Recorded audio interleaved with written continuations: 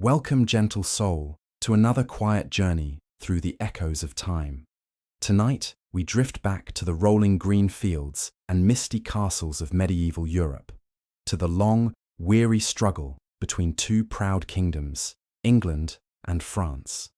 This is the story of the 100 Years' War, a conflict born not only from crowns and claims, but from pride, hope, and the slow turning of destiny. As your thoughts begin to soften and the world grows quiet, let this tale unfold gently beside you. If these peaceful wanderings through history bring you calm or comfort, I'd be so grateful if you subscribed. There are many more soft-spoken stories waiting in the past, and I'd love for you to join me on every restful journey ahead. You can close your eyes if you'd like. Imagine Europe in the early 1300s, quieter than you might expect. No engines, no hum of electricity, no modern noise at all. The world moved slowly then, under the rhythm of bells, carts, and footsteps. And in this quieter time, two kingdoms, England and France, stood side by side, separated by a narrow channel of grey water, yet bound together by blood, trade, and memory. The kings of these lands had long histories of rivalry, but also of family. The English crown still held land in France, inherited through generations of complicated marriages and political deals. To the ordinary farmer, these distinctions meant little. Wheat still had to be sown, rents still paid. But in the courts of London and Paris, titles were worth more than gold. At the turn of the century, England was ruled by Edward I, a tall and iron-willed man. His realm stretched from the Scottish border to the southern ports, and across the sea lay Gascony, an English possession in southwestern France. It was a land of vineyards and merchants, producing fine wine that filled English cellars and royal feasts. But for all its value, it was a fragile gift, because Gascony was technically held from the French king. Edward was a vassal to the French crown for that land, owing homage like a lesser lord. It was an awkward truth, and both sides disliked it. The English saw themselves as independent rulers, the French saw them as tenants of their soil. Yet for a time, this uneasy balance held. Kings sent letters back and forth, full of courtesy and veiled irritation. Meanwhile, in France, Philip IV, called Philip the Fair, reigned with calculation and poise. He was not a warrior king, but a statesman of paperwork, one who understood the power of bureaucracy and coin. He built his authority through administration, law, and sometimes quiet ruthlessness. His advisors were men of parchment and wax seals, not swords. Under Philip, France became more centralized, more efficient, and more conscious of its own power. Still, even efficient kingdoms depend on fragile human lives. When Philip died in 1314, he left behind three sons, Louis VI, Philip V, and Charles IV, each of whom wore the crown in turn, and each of them died without leaving a strong male heir. It was this simple twist of fate, one family as poor luck, that set England and France on the road to 100 years of war. Louis VI ruled first, known to his people as Louis the Quarrelsome. His reign was short and troubled.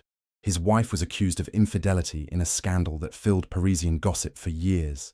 He remarried, but died soon after, leaving a pregnant widow. When she gave birth, the child, John the Posthumous, lived only a few days.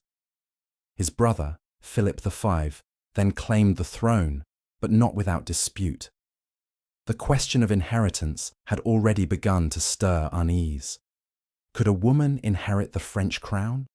Could the rights of a daughter pass to her son? No one knew for certain. France had never faced such a tangled problem before. Philip V ruled wisely, but died childless. His brother Charles IV followed, the last of Philip the Fair's sons. He too left no surviving sons when he died in 1328.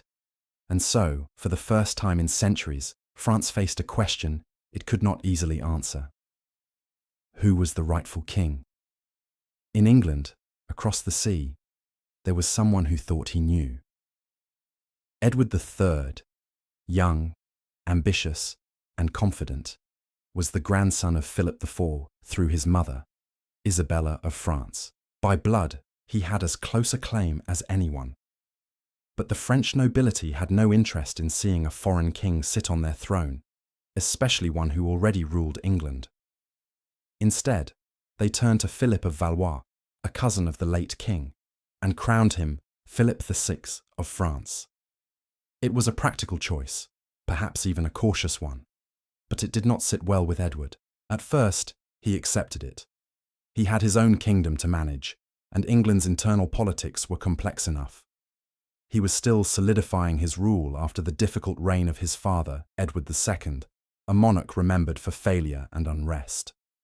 For several years, Edward III played the dutiful vassal, performing homage to Philip VI for Gascony, as was custom. But each time he did, it left a taste of humiliation.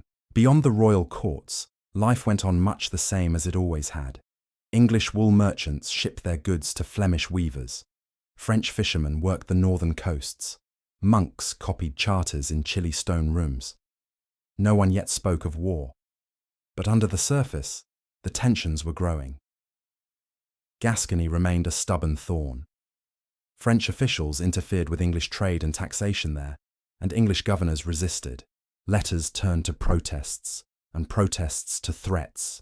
Each side accused the other of bad faith. To the people living in Gascony, it meant confusion. Which king should they obey? Whose justice should they trust? The deeper problem was pride. Edward III saw himself as an equal to any monarch in Christendom, yet France's king treated him as a subordinate lord. Each act of homage was a reminder that England's authority, in part, depended on France's goodwill. For a young ruler seeking dignity, it was intolerable. In 1337, the argument finally broke open. Philip VI accused Edward of failing his duties as a vassal and declared Gascony forfeited to the French crown. It was a political formality, but one with heavy consequences. Edward, furious, replied in kind. He laid claim not just to Gascony, but to the entire French throne, declaring himself the rightful king of France by blood. It was not a sudden leap into madness, but the product of decades of rivalry, resentment, and pride. Still, for those who lived through it, the announcement felt like thunder rolling across the Channel. The English crown began to muster ships and men. Lists were drawn up, funds raised, warehouses inventoried. The French did the same. Yet in both kingdoms, there was a strange mixture of weariness and excitement. Few understood what lay ahead. Most believed it would be a short campaign, perhaps a year or two of fighting. They could not yet imagine a war that would stretch across a century, outlasting kings, generations, and the very language of their age. Somewhere in a small village in Normandy, a farmer might have heard rumours that the English were preparing to invade. He might have shrugged, thinking of taxes and harvests, not battles. Across the water, an English archer might have tightened the string of his longbow, unaware that his skill would one day change the course of European warfare. It all began quietly, with a disputed crown, a few proud words, and the uneasy crossing of obligations. And as spring of 1337 turned to summer, the first fleets began to gather along the coast, their sails stiff in the wind, their decks crowded with restless men. The long war between England and France was about to begin, but before the first arrow was loosed, before the armour was buckled and the banners raised, there was still a question hanging over both kingdoms, a question that no one could yet answer. What does it truly mean to be King of France? You can almost hear the sound of the harbour now.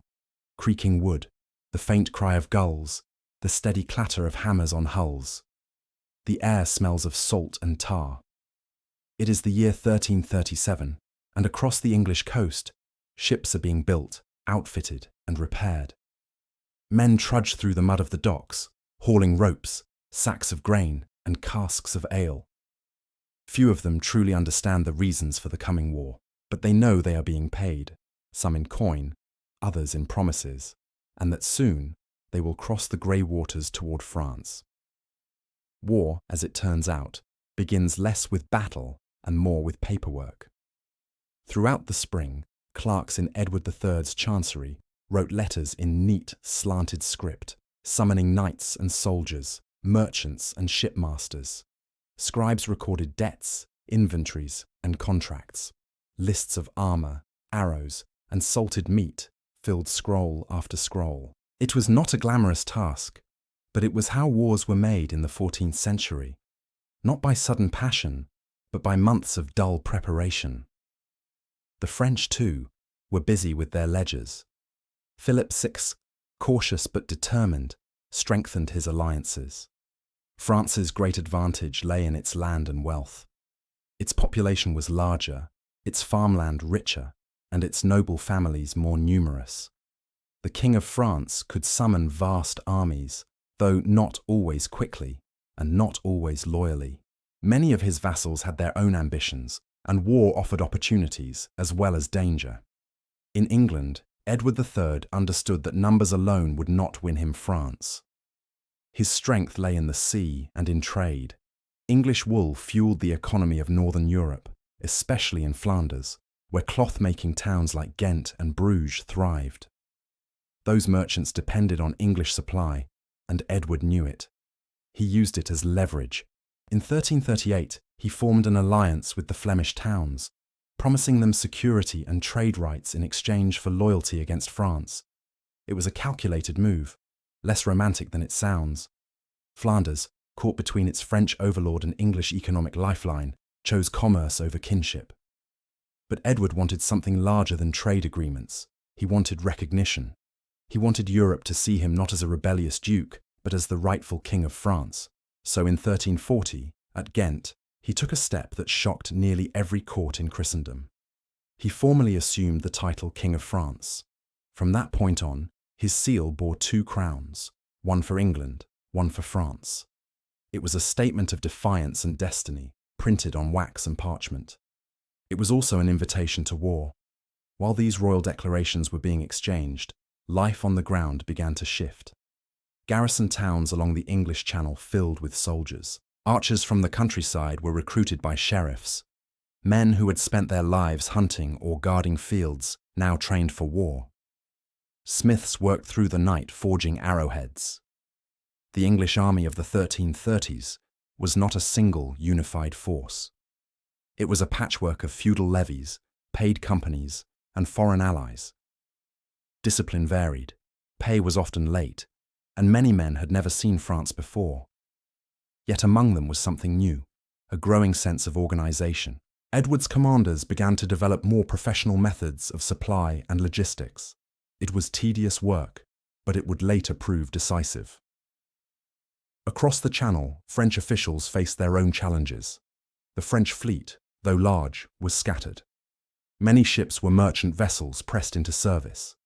Ports like Calais, Dieppe, and Harfleur were busy, but not coordinated. Each noble was responsible for his own men, and communication was slow. By 1339, the first skirmishes had already begun. Not great battles, but raids and counter-raids. English ships attacked French harbours. French ships retaliated, burning small ports in Devon and Sussex. Smoke rose along both coasts, a grim signal of what was to come. At the same time, the economic strain began to show. Taxes were levied, and not always fairly. In both kingdoms, the ordinary people bore the weight of royal ambition. In England, local sheriffs collected wool taxes so severe that chroniclers recorded weavers and shepherds cursing the war before it had even begun. In France, peasants saw their grain stores emptied to feed soldiers they would never meet. Yet to the kings, all of it seemed necessary. Edward spent the winter of 1339 in the Low Countries, surrounded by advisors and mercenaries. The campaign had begun poorly, alliances cost more than expected, supplies ran short, and French forces avoided pitched battle. Edward wrote long letters home to his council, asking for funds and ships. He signed them Edward, by the grace of God, King of England and France. In France, Philip VI prepared for invasion. He was no reckless monarch. His strategy was to wear the English down, to let time, distance, and hunger do the work that armies could not. His men fortified towns along the northern frontier. Supplies were stockpiled. The French countryside, rich and broad, would prove a difficult landscape for the English to conquer. Still, the war felt oddly distant to many. Chroniclers in monasteries noted the declarations of kings, but not always the fighting. There were long stretches of quiet, where the only signs of war were taxes and rumours. It was in this slow, uneasy period that the sea became the true battleground. By 1340, the French had gathered a formidable fleet at Sluys, near the Flemish coast. It was meant to protect the Channel and block English transport. Reports say there were more than 100 ships, large, unwieldy, and packed with soldiers. Some were ordinary trading vessels fitted with towers and catapults, their decks bristling with archers and crossbowmen. Edward saw an opportunity. In late June 1340, he set sail from the Thames with his own fleet, smaller, lighter, and more manoeuvrable. The English sailors were veterans of coastal raids, used to fast movement and rough weather. As dawn broke on June 24th, both fleets sighted each other near Sluys. The sea battle that followed was brutal and chaotic. The ships closed so tightly that they formed floating fortresses, lashed together with chains. Men fought hand to hand across the decks, slipping in blood and seawater. The sound of clashing metal echoed across the waves.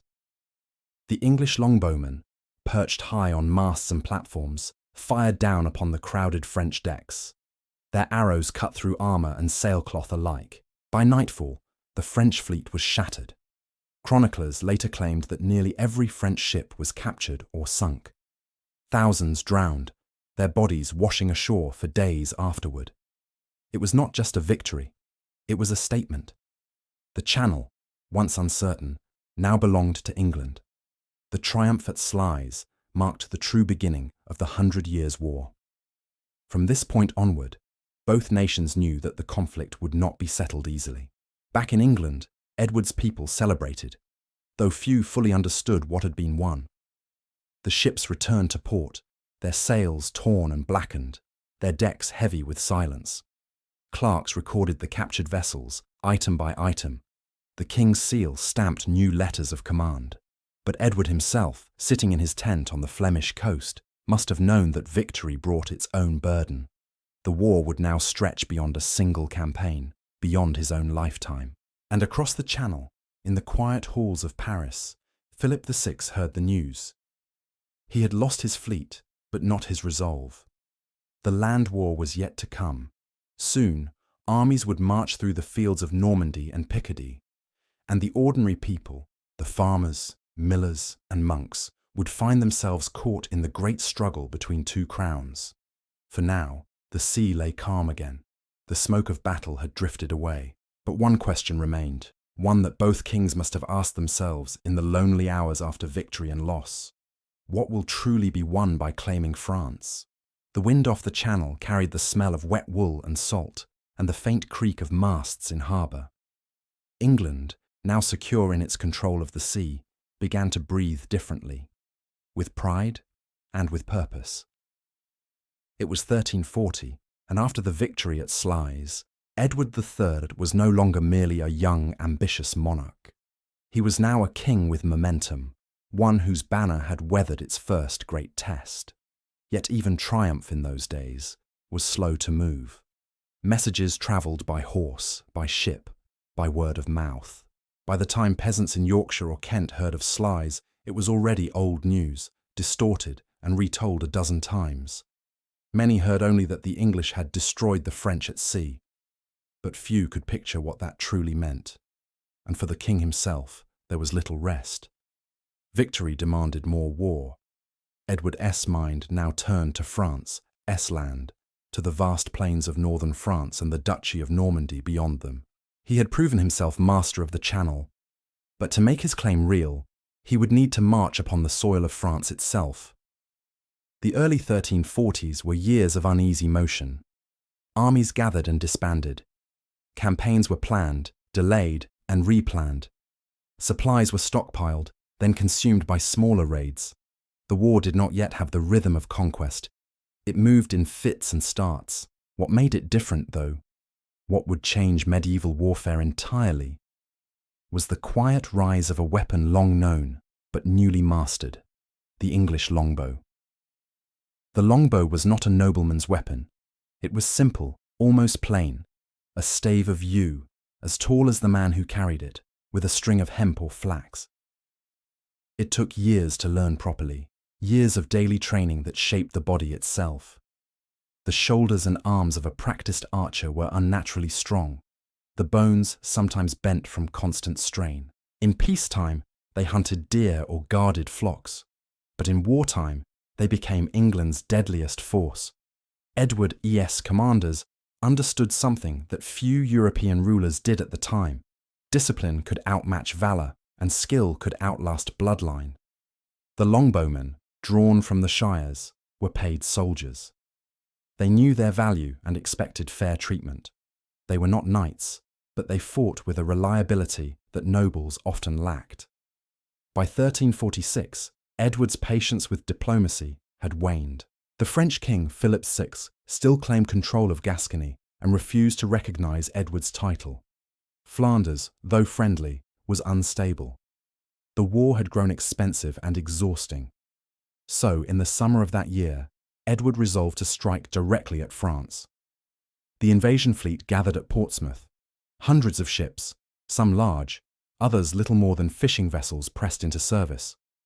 Chroniclers wrote that more than 15,000 men sailed with him, knights, squires, foot soldiers, and a great host of archers. Horses neighed in their cramped stalls below deck.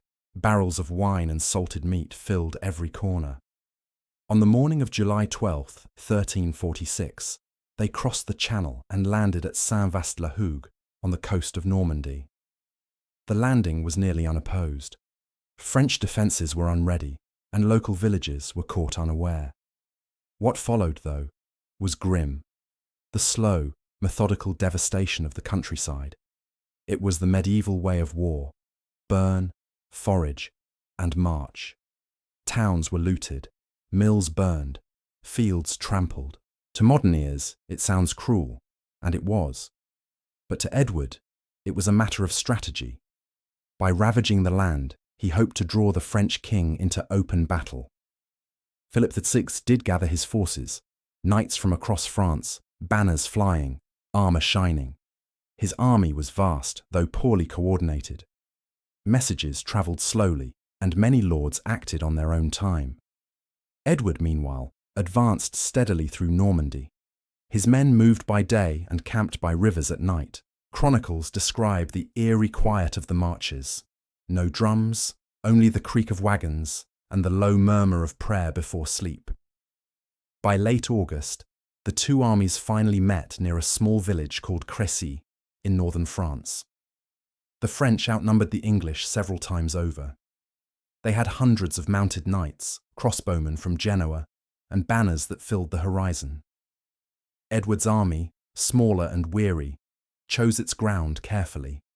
A gentle slope, with woods on one side and the River May behind. The English dug shallow pits and sharpened stakes to protect against cavalry. The longbowmen lined the front in tight ranks. The knights and men-at-arms held the centre. It was not a heroic sight, not the grand pageantry of chivalry, but it was deliberate, disciplined, and quiet. On the morning of August 26, 1346, rain fell across the fields. The French advanced in confusion, their crossbowmen slowed by wet strings and heavy armour. The English waited. Then, with a single order, the longbows began to sing. Thousands of arrows darkened the sky, falling in waves. They struck armour, horses, and faces. The French cavalry tried to charge uphill, but the muddy ground trapped them. Horses stumbled over the dead, riders crashed into one another. Again and again they charged, and again they fell. Chroniclers later wrote that the sound of the arrows was like a storm of hail. It is said that Edward's own son, the young Prince of Wales, later called the Black Prince, fought in the front line that day, holding his ground as men twice his age faltered. By nightfall, the French army was broken. Thousands lay dead, including the King of Bohemia and many of France's finest knights. The English lost only a few hundred. Crécy was not just a victory, it was a revelation. It showed that discipline, strategy, and new technology could defeat even the most glittering army of knights. The age of chivalry had not yet ended, but its myth had begun to crack.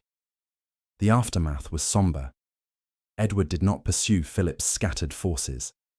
Instead, he marched north and began the slow, grinding siege of Calais. For nearly a year, the English army camped outside its walls, cutting off all supplies. Inside, the citizens of Calais endured hunger and disease. Chroniclers wrote that they boiled leather and ate rats to survive. Outside the walls, the English dug trenches, built wooden forts, and waited. Siege warfare was not glorious. It was, more than anything, boring. Days passed in routine, fetching water, repairing bowstrings, tending fires. The air stank of waste and rot. Yet it was here, in monotony, that the war's true character emerged, long, patient, and unrelenting. In August 1347, after nearly 11 months, Calais finally surrendered.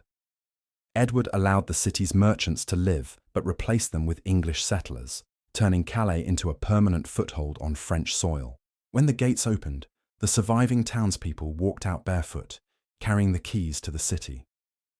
Chroniclers described the scene as quiet and solemn.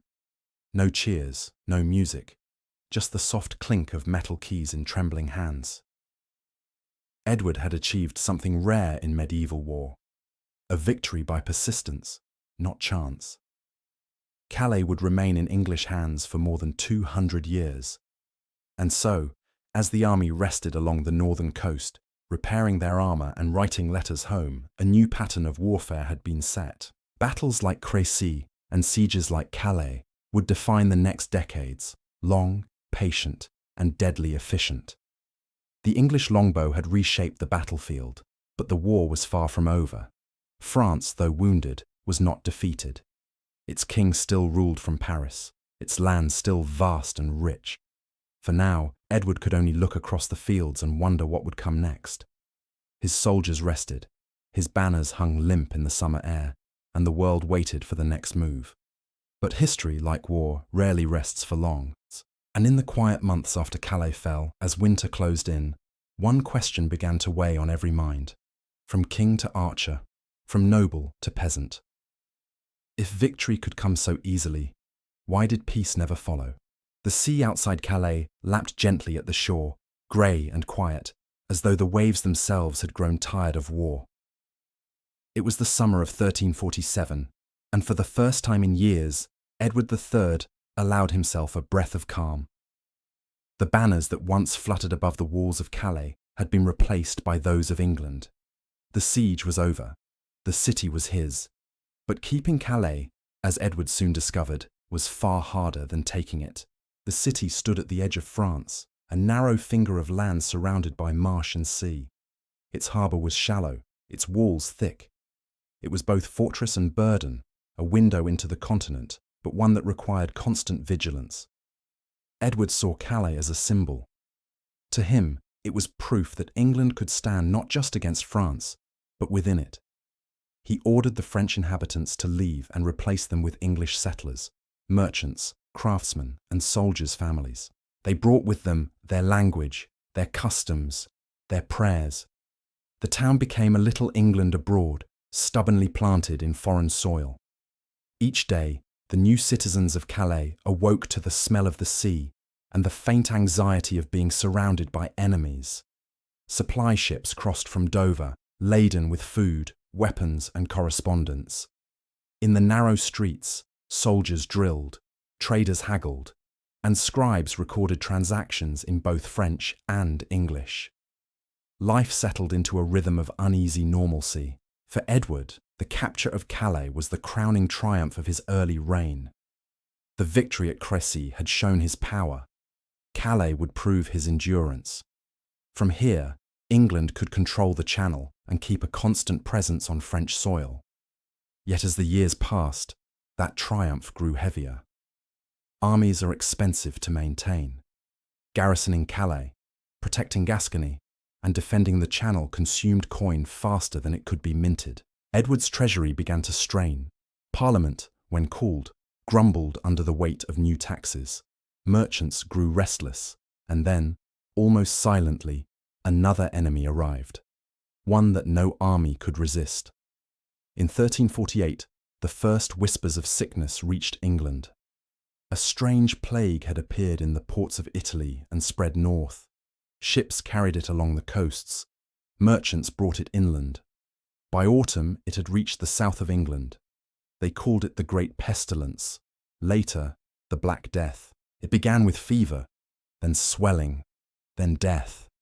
Monks wrote that it came like a wind, invisible and unstoppable. Whole villages vanished within weeks. Graves filled faster than they could be dug. In London, carts rolled through the streets at night, carrying the dead to mass pits. In Calais, too, the pestilence struck. The garrison thinned as soldiers and townspeople fell ill. Trade slowed to nothing. Ships that left port sometimes never returned, their crews dying at sea. The war, for a time, went quiet. Both kingdoms turned inward, each consumed by survival. For Edward, it was a bitter irony. He had fought to secure France, and now his greatest enemy was invisible. He withdrew his forces, postponed campaigns, and waited for the sickness to pass. His queen, Philippa of Hainaut, and many of his children were kept at safe distance. Chroniclers say he wept openly for those lost, though whether from grief or exhaustion, none could say. Across the Channel, King Philip VI faced the same despair. The plague did not distinguish between English and French. In both realms, priests died faster than they could be replaced. Fields went untilled, mills silent. The bells of churches tolled endlessly, sometimes for the living, sometimes by mistake for those who had not yet died. By 1350, the plague began to ebb. Those who survived returned to their work, though nothing was quite the same. Fields lay empty. Labour was scarce.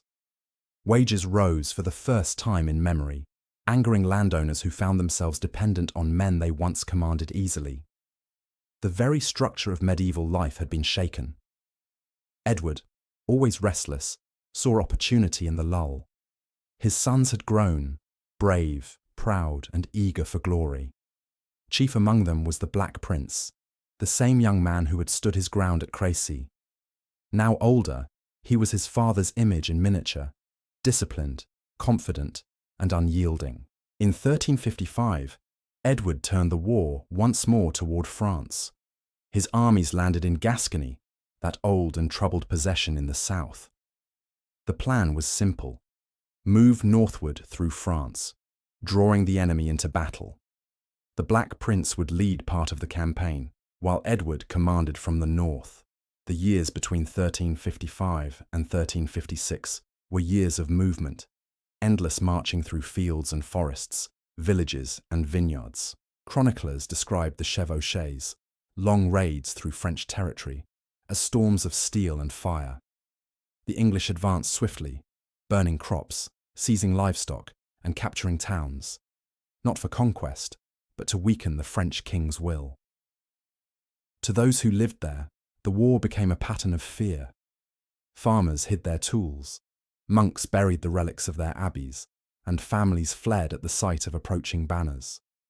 The French countryside, once lush and prosperous, grew scarred by ash and abandonment. In September 1356, the two armies finally met near the city of Poitiers. The French army under King John II was enormous. Chroniclers claim 40,000 men, though such numbers are often exaggerated. The English under the Black Prince were fewer, perhaps 6,000 or 7,000, most of them archers and light infantry. It was Crécy all over again, the same imbalance, the same quiet discipline. The English took position among hedgerows and vineyards. The archers lined along narrow lanes. The French knights, proud and impatient, charged uphill into the waiting storm. The longbows sang once more. Horses stumbled, men fell, and confusion spread. The French tried again, and again they failed. Amid the chaos, the Black Prince fought with steady command, his men rallying around him. By day's end, the French army was shattered, and King John II himself was taken prisoner. Captured by his enemies, the French king was treated with an odd courtesy. The Black Prince dined with him, shared wine, and assured him he would be treated with honour. It was the chivalric code, alive even in ruin. When the news reached England, there were celebrations. Two great kings, Philip VI dead, and now John II captured, had both fallen before Edward's might. But victories, like crowns, are heavy things. Holding Calais, guarding Gascony, and now managing a royal prisoner demanded more gold than even England's growing wealth could provide. Taxes deepened. Discontent simmered.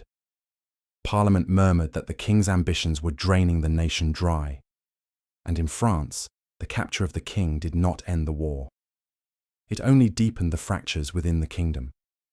Nobles quarreled, regions rebelled, and bandits, once soldiers, roamed freely, looting what the armies had left behind. For both nations, the mid-century years were a strange time. Half victory, half exhaustion. Calais stood strong but isolated. The Black Prince was celebrated but burdened with fame. The kings of Europe watched the conflict drag on and wondered how much longer two nations could fight without collapsing entirely. Yet even in the stillness after Poitiers, the world was shifting again. The King of France sat in English captivity, and his ransom negotiations had only just begun. Money, not swords, would soon determine the next chapter. And so, as winter settled over the fields of France and the merchants of Calais counted their dwindling profits, another quiet question began to linger in Edward's mind. A question that would haunt his later years. If victory brought only emptiness, what then was all this fighting for? The French countryside after Poitiers was quiet in a strange, wounded way. The armies had passed, the fires had cooled, and only the smell of scorched fields lingered in the air. Peasants emerged from hiding, moving cautiously among the wreckage of what had once been their homes. Somewhere far away, their king sat as a guest, or prisoner, in the care of the English crown. King John II of France, known as John the Good, had been captured with dignity, but the humiliation of his capture rippled through his kingdom like a stone dropped into still water. A king was not meant to be taken. A king was meant to lead, to endure, to command divine favor. His capture shattered more than France's pride. It broke the very image of monarchy itself. Edward III understood the symbolic power of his prize. A living king was far more valuable than a fallen one. He brought John to London, not in chains, but with ceremony. Chroniclers describe the scene. The French king rode through the city on a white horse, the Black Prince walking beside him, not as conqueror, but as host. The crowds cheered, not out of mockery, but wonder. England had never seen such a victory. John was lodged in the Savoy Palace, one of the grandest residences in London. His captivity was comfortable, almost courtly. He received visitors, corresponded with his nobles, and lived in a kind of gilded exile. But his absence left France leaderless, and the vacuum soon filled with chaos. In Paris, the people's patience broke. Taxes had risen to fund the endless war. Harvests had failed. The plague had not entirely gone. Now their king was gone as well, and still the nobles feasted. In 1358, rebellion swept through northern France. It began with peasants, tired of feeding soldiers and paying for losses they never chose. They called themselves the Jacquerie, after Jacques Bonhomme, a name used mockingly by nobles to describe simple peasants. The uprising spread fast, fueled by despair more than planning. Villagers armed themselves with pitchforks, hammers, anything they could find. They stormed manors, burned records, and struck at symbols of power. For a few weeks, it seemed the old world might break entirely, but the rebellion was brutally crushed. The French nobility, shocked and enraged, answered violence with greater violence. Thousands were killed. Villages were left silent. The message was clear: order would be restored, even if by terror. Meanwhile, Edward III watched from across the Channel.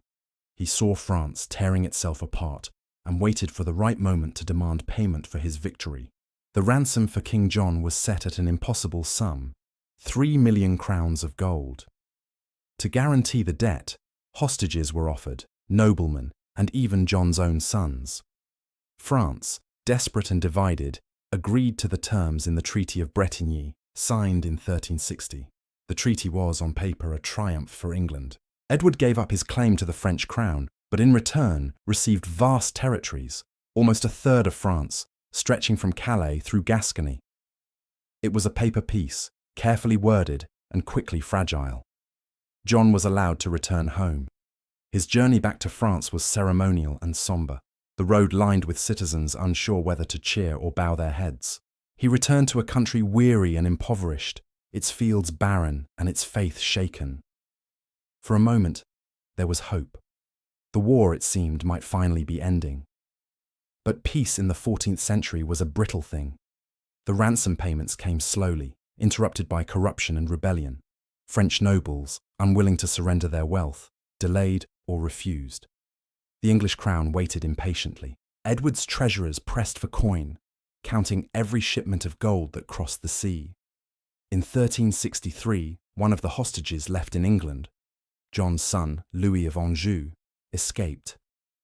It was a dishonour not just to his family, but to the entire code of chivalry. When John heard the news, he did something that stunned Europe. He decided to return to England, voluntarily. He told his council that a promise must be honoured and that a king who failed his word was no king at all. Leaving France once more, he crossed the Channel to resume his captivity. Chroniclers write that even Edward was surprised. No one expected a monarch to choose imprisonment over deceit, but fate had other plans. In 1364, before the ransom could be completed, King John fell ill in London. He died quietly, far from home, attended by priests and guarded by soldiers who had once been his enemies. His body was sent back to France with honour. It was an ending both tragic and strangely fitting.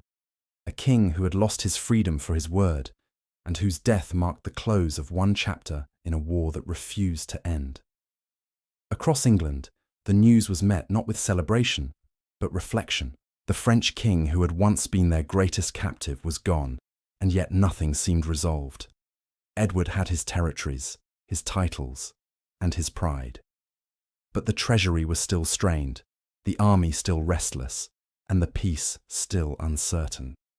In the taverns of London, merchants whispered that the French would rise again. In the fields of Gascony, English garrisons waited for supplies that never came. And in Calais, where it had all begun, the soldiers watched the horizon, quiet, patient, unsure whether their long occupation was victory or curse. The war, after all, was not truly over. It had merely paused, waiting for a new generation to pick up where their fathers left off. And somewhere in the south, under the warm skies of Aquitaine, the Black Prince was already beginning to dream of new campaigns, and of a crown that might yet be his. Was peace ever truly possible in a world that still remembered the sound of arrows on the wind? The peace that followed the Treaty of Bretigny was uneasy, like a candle burning in a draught. It flickered, never steady, never sure of its own survival. For a time, Europe seemed to exhale. Armies returned home. Fields were ploughed again. The air, once thick with smoke and iron, smelled faintly of earth and sea salt once more. But beneath the surface, the old tensions remained. Bruised, not healed. In England, Edward III was growing older. His hair had turned silver, his strength a little slower to return after each winter. But his sons, strong, confident and ambitious, had come into their own. Foremost among them stood Edward of Woodstock, known across Christendom as the Black Prince. No one is quite sure when that name first appeared. Some say it came from the black armour he wore in battle, polished and grim, reflecting nothing. Others say it was whispered later, in memory of his severity, the dark edge behind his chivalry. Whatever the truth, his presence carried weight, both awe and unease.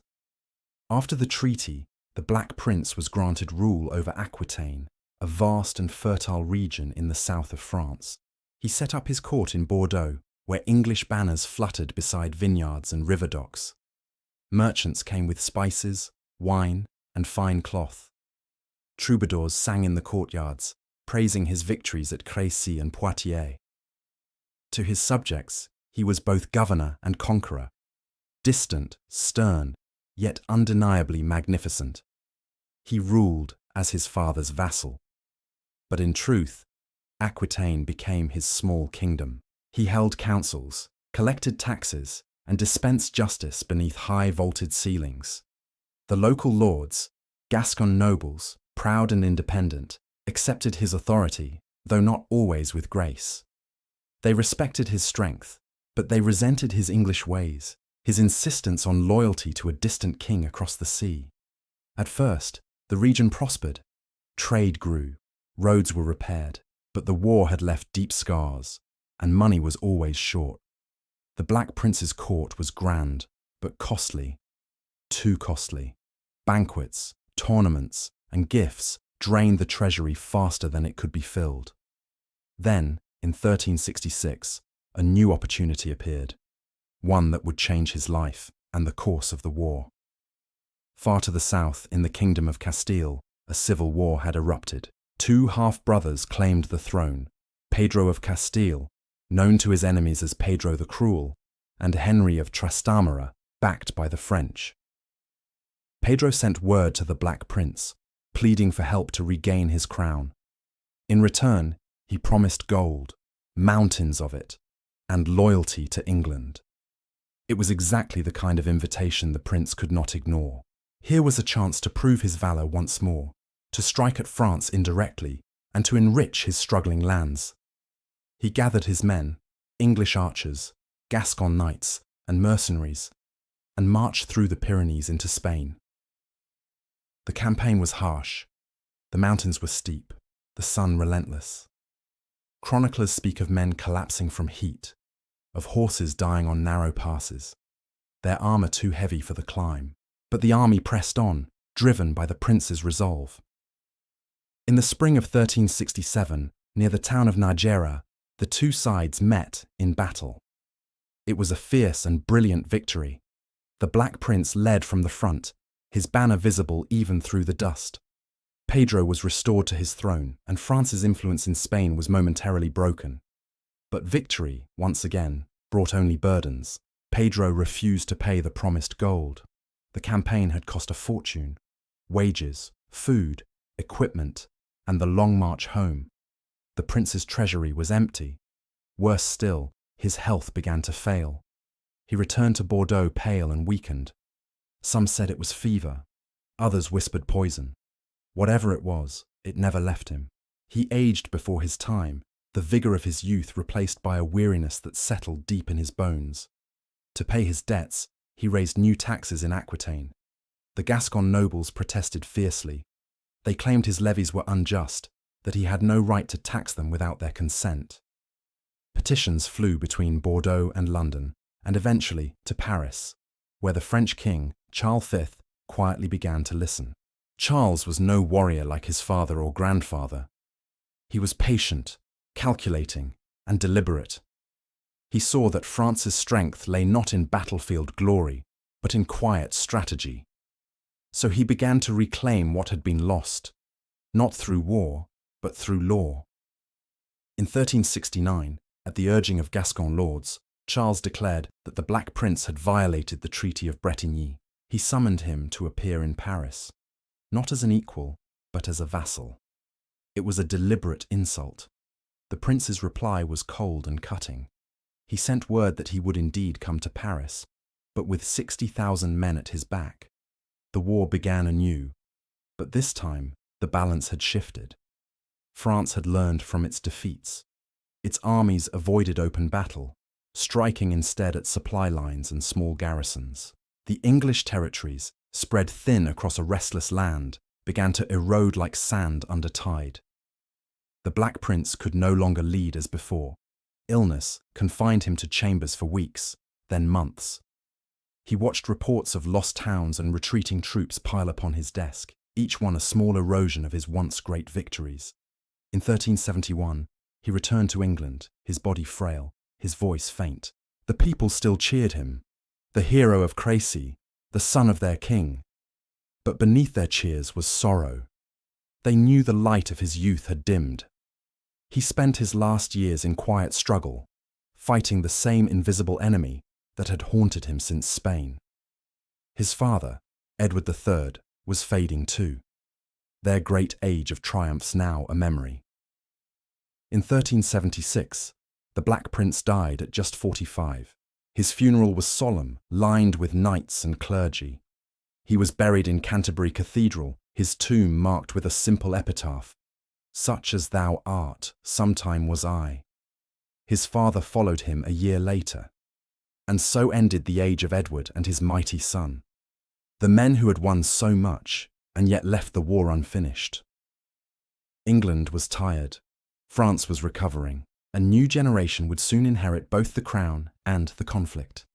The wind over Calais carried the same uneasy whisper it always had. Would the next war be fought for glory, or simply to remember who they once were? France had nearly broken under the weight of the 100 Years' War. But from its ashes rose a new kind of ruler. Not a warrior, not a crusader, but a quiet restorer. His name was Charles V, and he would rebuild a kingdom not with swords, but with patience. When he first came to power, the throne of France seemed almost a curse.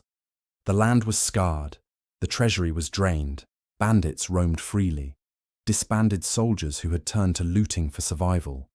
Towns built makeshift walls, and peasants kept weapons hidden in their thatched roofs. Even the clergy prayed more for stability than for victory. Charles understood that France could no longer afford the war his fathers had fought. He had watched them charge into English arrows, watched their pride undo their power. He was not built for battle. He was frail, often ill, more scholar than knight.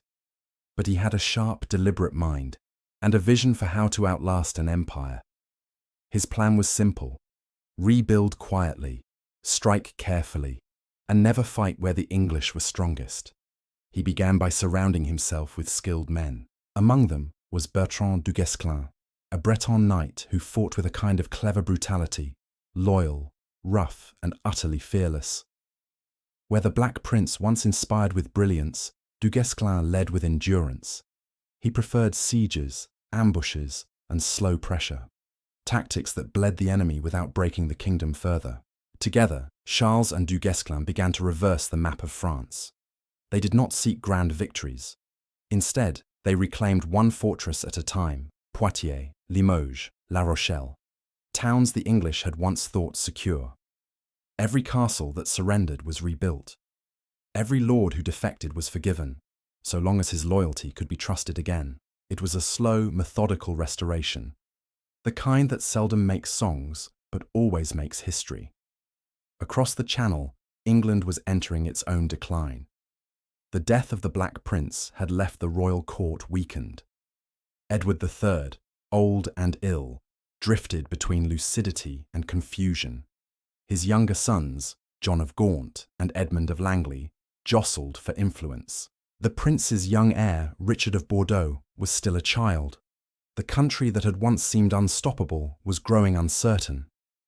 Its armies, once eager for war, now hesitated for pay. Its merchants wanted trade, not conquest. Its peasants, weary from taxes and disease, whispered of rebellion. Charles V saw all this from afar and waited. He understood that England's strength lay not only in its archers, but in its belief that God favoured its cause. So he worked to undo that belief, not through battles, but through patience. When English garrisons begged for battle, he denied them. When their commanders sent taunts and challenges, he stayed behind his walls. He turned the war into a test of endurance, and England began to tire first. The French chronicler Froissart would later write that Charles waged war like a physician, cutting only when necessary, healing where he could. It was not glorious, but it was effective. By 1375, France had regained much of the land it had lost decades earlier. The countryside still bore the wounds of war. Fields once golden with wheat now grew wild. Abbeys stood in ruins, their bells melted into weapons long since rusted. But slowly, the rhythm of life began to return. Markets reopened. Roads became safe again. The people, exhausted by endless kings and endless claims, found themselves whispering a dangerous hope that perhaps this time peace might last. Yet Charles's France was not without shadows. He taxed heavily to rebuild. He centralized power in Paris, making nobles uneasy. and while he restored the realm, his health grew worse. He suffered from fevers, bouts of exhaustion, and what chroniclers called melancholy. Long stretches of silence, broken only by prayer and quiet command. He rarely left his palace at the Louvre, preferring to rule through letters and counsel. But even from his chamber, his influence spread like slow light through the kingdom. His scribes drafted charters, his engineers rebuilt bridges, his scholars translated Latin works into French, giving the kingdom not only stability, but knowledge. He became known as Charles the Wise, and wisdom, in that age of spears and banners, was rarer than victory. Meanwhile, in England, the old king finally faded away. Edward III died in 1377, a year after the Black Prince, leaving his 10-year-old grandson Richard II on the throne. The transition was fragile. The young king's regents struggled to govern a restless realm. The war that had once united England now seemed an endless burden, a memory too heavy for a new generation to bear. Charles saw this too. He moved carefully, avoiding grand declarations. His armies took back fortresses by negotiation as often as by siege. The French flag once again flew over places long thought lost. By the time of his death in 1380, Charles V had achieved something remarkable. France was no longer dying. It was breathing again. The borders were still uncertain. The war still technically alive, but the kingdom, his kingdom, had survived its darkest hour. He died quietly at the Louvre, surrounded by his family and priests. Outside, the streets of Paris were still and grey. Bells tolled in slow, steady rhythm. A scholar king had saved a warrior's realm, and yet, even in that moment of fragile renewal, one question lingered in the silence of the city. Would those who came after him be wise enough to keep what he had rebuilt, or would they spend it all once more in pursuit of glory? When Edward III died in the summer of 1377, England fell into an uneasy quiet. The bells of Westminster tolled slowly, not in triumph, but in weariness. For 50 years, the old king had ruled, through victories, losses, and long campaigns that had shaped an empire across the sea. Now, his wars and his glory were inherited by a child. That child was Richard of Bordeaux, known later as Richard II, the son of the late Black Prince. He was just 10 years old when the crown was placed upon his head. The weight of it must have felt enormous. Not just the gold and jewels, but the burden of a grandfather's unfinished dream. England, at first, did what kingdoms always do when a boy inherits a man's war. It waited, uneasily. Real power fell to his uncles, John of Gaunt and Thomas of Woodstock, both ambitious and self-assured. They governed in the young king's name, each convinced he understood best how to manage a restless nation. But the England they ruled was not the England of Edward's prime. It was tired, thinly stretched, and heavy with debt. The lands won in France were slipping away one by one. Trade had slowed. Harvests were poor, and the plague, though quieter than before, still returned in waves, each one stealing a little more of the kingdom's strength. To fund the remnants of the war, Parliament introduced a new tax, a poll tax they called it, a flat payment demanded from every person over a certain age, rich or poor. It was simple in theory, but brutal in effect. For those who had little, even a small sum was too much. At first, the people paid quietly, but when the tax was levied again, and then again higher each time, something inside the nation began to stir. The peasants, once silent and obedient, began to talk. In taverns, in fields, on the roads, they whispered of injustice, of broken promises, of lords who grew fat on wars that never ended. By 1381, that whisper had become a murmur. And then, suddenly, it became a roar. It began in Essex, when a royal official tried to collect the poll tax by force. The villagers resisted. They chased him away, shouting that they would no longer pay. Word spread quickly, carried on the summer wind. In Kent, Suffolk, and Norfolk, men and women began to rise. They carried scythes, clubs, old bows. whatever they could find. Their anger was not just about taxes, it was about everything. The long wars, the heavy burdens, the arrogance of nobles who seemed to forget who worked their land. Soon, thousands were marching toward London, led by a man history would call Wat Tyler. Beside him preached John Ball, a radical priest who asked simple, dangerous questions. When Adam delved and Eve span, he said, who was then the gentleman? The words caught fire. It was not just rebellion, it was revelation. The people, long crushed by war and want, began to imagine a world without lords, without taxes, without masters. As the rebels approached London, panic spread through the city. The young King Richard, now 14, was urged to flee, but he refused. Even in youth, he possessed a kind of stillness, proud, deliberate, and slightly aloof. Perhaps he did not yet understand fear, or perhaps he simply believed that kings were meant to face their people, even in anger. On June 14, 1381, he rode to meet the rebels at Mile End, surrounded by a few nervous knights. The crowd, tens of thousands, fell silent as the boy approached. He spoke calmly, promising to hear their grievances and grant them freedom from serfdom. For a moment, it seemed as though peace might come from words alone. But chaos has its own momentum. While Richard met with one part of the rebel host, others stormed the Tower of London, dragging out officials they blamed for the tax, including the Archbishop of Canterbury. They executed them on the spot. The city burned, and fear ruled the night. The next day, the king arranged another meeting, this time at Smithfield. There, he met Wat Tyler face to face. The air was tense. Tyler demanded more reforms, freedom for all men, equal rights under the law. As he spoke, a scuffle broke out between his men and the king's guards. A royal officer struck Tyler. He fell from his horse. Another blow followed, and in moments he lay dying on the ground. The crowd surged, ready to avenge their leader. But the boy king did something extraordinary. He rode forward, alone, and called out to them. "Will you kill your king?" he asked. "I am your captain now.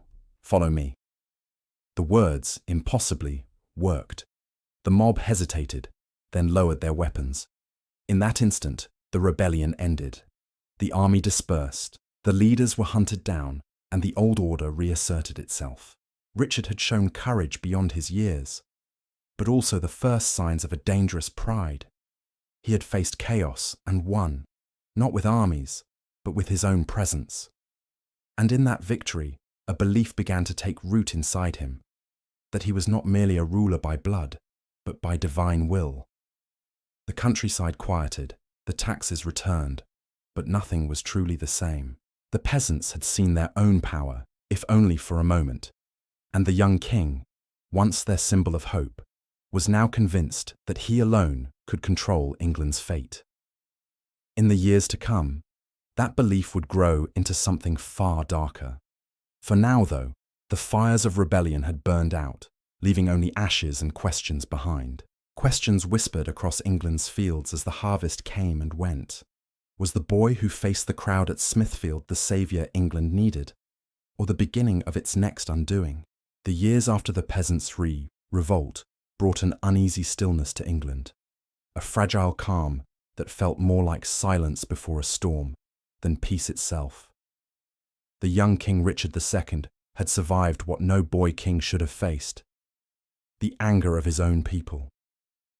He had looked rebellion in the eye and lived. But from that day forward, something within him began to shift. At first, he was cautious. The kingdom was weak, and his uncles, especially John of Gaunt, still held much of the real power. They governed through councils, through parliament, through quiet manipulation. Richard was expected to listen, to nod, and to learn. But he was not a boy content to be ruled. He grew older, taller, more refined. He spoke softly, dressed richly, and began to believe that kingship was not a duty, but a divine inheritance, something holy, untouchable, and absolute. He surrounded himself with artists, poets, and loyal courtiers who flattered him with words of destiny. To them, He was no mere monarch.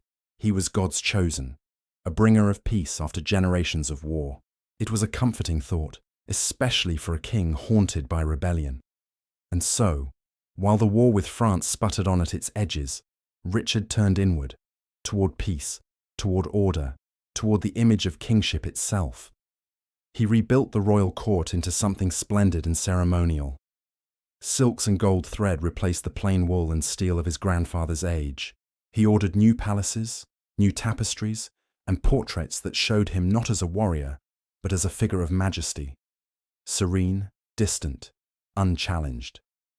He believed that England could be governed through dignity, not conquest. But England was not a kingdom easily soothed. The nobility, who had once followed Edward III into glorious campaigns, now found themselves idle. Their swords hung unused, their pride untended. They saw the young king's love of luxury as weakness, his reliance on favourites as folly. One by one, the old alliances began to fray. Among the king's closest friends were Robert de Vere, the Duke of Ireland, and Michael de la Pole, his chancellor. They were elegant men, clever, ambitious, and utterly devoted to Richard. But they were not popular. To the lords of England, they were mere upstarts, courtiers who had the king's ear, but none of their lineage. By 1386, Parliament had grown restless. The war with France had drained the treasury again, and rumours spread that the French were preparing an invasion across the Channel. The English fleet was weak. The defences of the south coast were neglected. Yet Richard seemed unmoved. He wanted no war, only obedience. When Parliament demanded the removal of his favourites, he refused. When they threatened to withhold funds, he dismissed them. It was a dangerous game, one his grandfather might have won with force, but Richard relied on principle.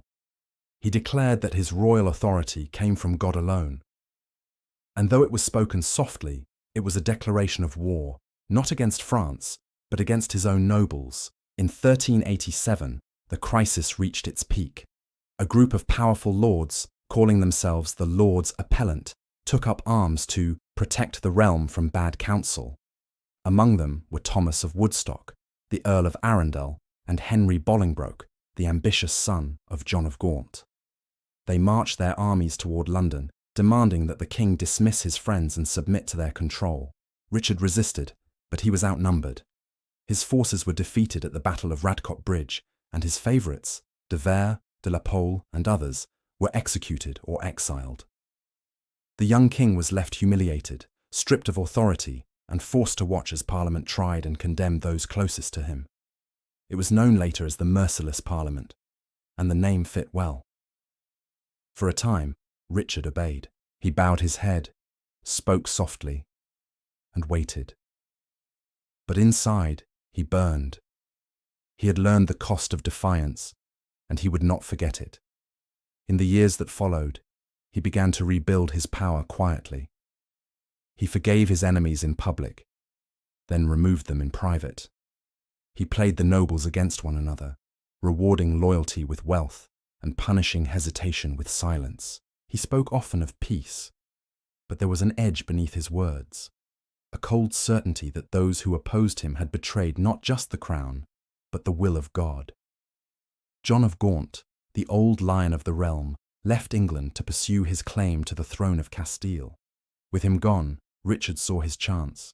He reasserted royal authority, called in old debts, and strengthened his control over the courts.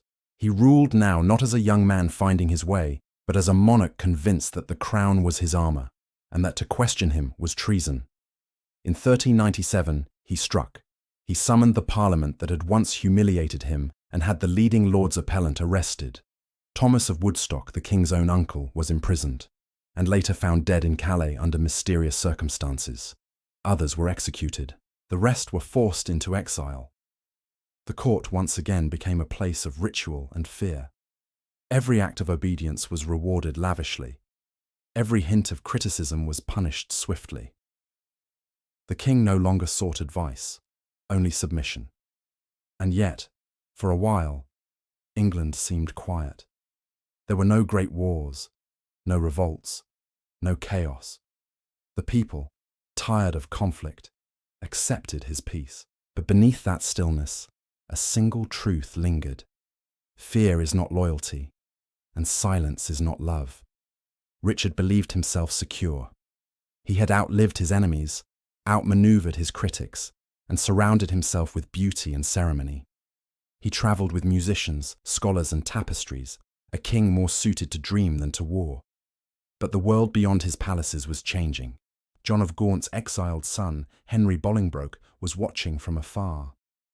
And in the quiet heart of England, the memory of Edward III's glory still burned, a reminder of what kings once were.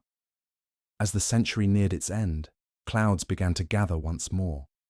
England was not finished with its quarrels, nor was France done with its rival, and Richard II, so certain of his divine rule, was about to learn that even a king anointed by God could be unmade by men. But that is another turn in this long, weary war, and another crown waiting to fall. By the closing years of the 14th century, England was a land uneasy with itself. The long wars with France had faded into memory, and the thunder of Edward III's triumphs was only a distant echo. The countryside had grown quiet, but not peaceful. The silence was that of exhaustion, not contentment. And at the heart of that silence sat a king, splendid and isolated, ruling a kingdom that no longer trusted him. Richard II, now in his early 30s, was not the boy who had faced the peasants' revolt. He had become something colder, more certain, and perhaps more fragile. His belief in divine kingship, once a comforting thought, had hardened into obsession. He no longer ruled with his people, but above them. He believed his authority came directly from God, and that those who questioned him were not merely traitors to the crown, but enemies of heaven itself. At court, his will was absolute. No one contradicted him. Those who had helped him reclaim power, the loyal few who had stood with him against the Lord's appellant, were rewarded beyond reason. He created new earls, gifted lands, and surrounded himself with flatterers who spoke of destiny and greatness. The king who once feared rebellion now demanded reverence. But England is not a land that bows easily. Beneath the glitter of his rule, resentment grew like roots in winter soil, unseen but spreading. The great lords whispered in private halls, the commons muttered in taverns. Taxes remained high, harvests uneven, and the sense that the king had lost touch with his people became hard to ignore. And then, in 1399, death altered the balance once more. John of Gaunt, Duke of Lancaster, the old steady hand who had long anchored the realm, died quietly in February. He was the last great survivor of Edward III's generation. With him gone, something vital in England's old order slipped away. His son, Henry Bolingbroke, had once been one of Richard's fiercest critics, a lord appellant in the days of the king's humiliation. Richard had never forgotten that. Henry had been allowed back into favour for a time, but suspicion lingered between them like a shadow. When Gaunt died, his vast lands and titles should have passed naturally to Henry. Instead, Richard seized them for the crown. It was a decision born of pride and fear. The Lancaster inheritance was enormous, stretching across England. To give that wealth and power to a man he distrusted was, in Richard's mind, to invite rebellion. So he simply took it. At that moment, something inside the realm shifted. Loyalty, that fragile thread, snapped. Henry Bolingbroke, now disinherited and exiled in France, found himself with nothing left to lose. And across England, those who had grown weary of Richard's rule began to wonder whether change, even through rebellion, might bring peace again. Richard, meanwhile, saw none of it. He was consumed by ceremony. In 1399, he sailed to Ireland with a great host, not to fight France, but to suppress unrest among Irish lords. It was meant to be a show of strength, a display of royal command. But while the king was away, the tides of history turned quietly against him. Henry landed in Yorkshire that summer, claiming that he came only to reclaim his inheritance. He had no army of conquest, just a few loyal companions and a careful plan. But England, tired of fear, began to open its gates to him. One by one, towns and castles joined his cause. By the time Richard returned from Ireland, his own kingdom had slipped from beneath his feet. The chronicles describe the king's confusion, almost disbelief. He rode west to Wales, gathering what men he could, but they came slowly, half-heartedly. Many who once swore loyalty to him now rode under Henry's banner. It was not the thunder of rebellion. It was something quieter, more final. The people were simply done. In August 1399, Richard surrendered without a battle. He was taken to London, then imprisoned in the Tower. For a time, Henry treated him with outward respect. He allowed Richard to appear before Parliament, where, under pressure, or perhaps in resignation, the king formally abdicated. He spoke the words softly. "I resign the government of this realm and release all claim to the crown." It was the end of Plantagenet majesty, as Richard had imagined it, not torn away by sword or flame, but quietly unmade by disillusion. The crown passed to Henry Bolingbroke, who became Henry IV, the first of the Lancastrian kings. Richard was moved from the Tower to Pontefract Castle, a grim fortress in Yorkshire. There, through the winter of 1399, he faded into rumour and silence. Some said he refused food, sinking slowly into despair. Others whispered that he was murdered by order of the new king. No one truly knew. By February 1400, Richard II was dead. His body was brought south and displayed, to quiet rumours that he lived. He was buried without grandeur, his reign remembered more for its collapse than its rule. Yet, in a quiet way, Richard's death marked the passing of something greater, the end of medieval certainty itself. He had believed too deeply in the divine right of kings at a time when the world was beginning to believe in power by consent. England, once again, had a new ruler. Henry IV was cautious, pragmatic, and deeply aware of how fragile crowns could be. He had taken the throne not by right, but by opportunity, and though the realm called him king, he ruled under the shadow of a question that would haunt his line for generations. If one king could be overthrown, what was to stop another? The 100 Years' War had paused, but England's internal battles were only beginning. Wars not of nations, but of families, loyalties, and bloodlines. The throne itself had become uncertain ground. And somewhere in France, beyond the restless Channel, the old enemy waited, watching the English tear at themselves, and wondering when to strike again. When Henry Bolingbroke placed the crown upon his head in the autumn of 1399, the air in Westminster Hall was heavy with both triumph and unease. He was a usurper, though no one dared speak the word aloud. He called himself Henry IV, by the grace of God, King of England and of France. But the echo of Richard's fall lingered in every chamber. He had won the throne, yes, but could he truly keep it? The crown he had seized was not a gift of destiny, but a prize taken by human hands. And such prizes never rest easily. Henry was not a man of dreams or grandeur. He was practical, deliberate, and careful in his movements. He knew the cost of rebellion, for he had risen through one. He understood that every oath of loyalty was a fragile thing, a promise that might change with the wind.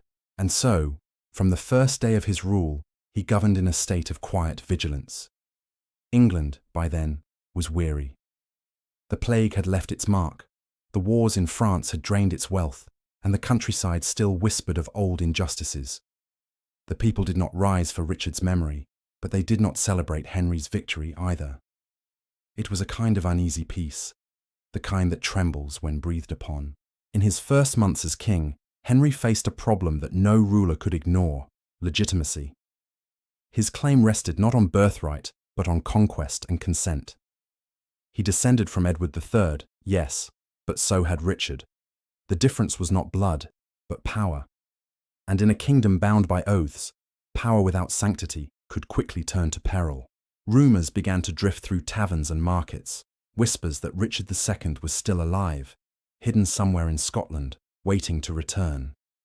It was the same old story England told itself whenever change came too suddenly.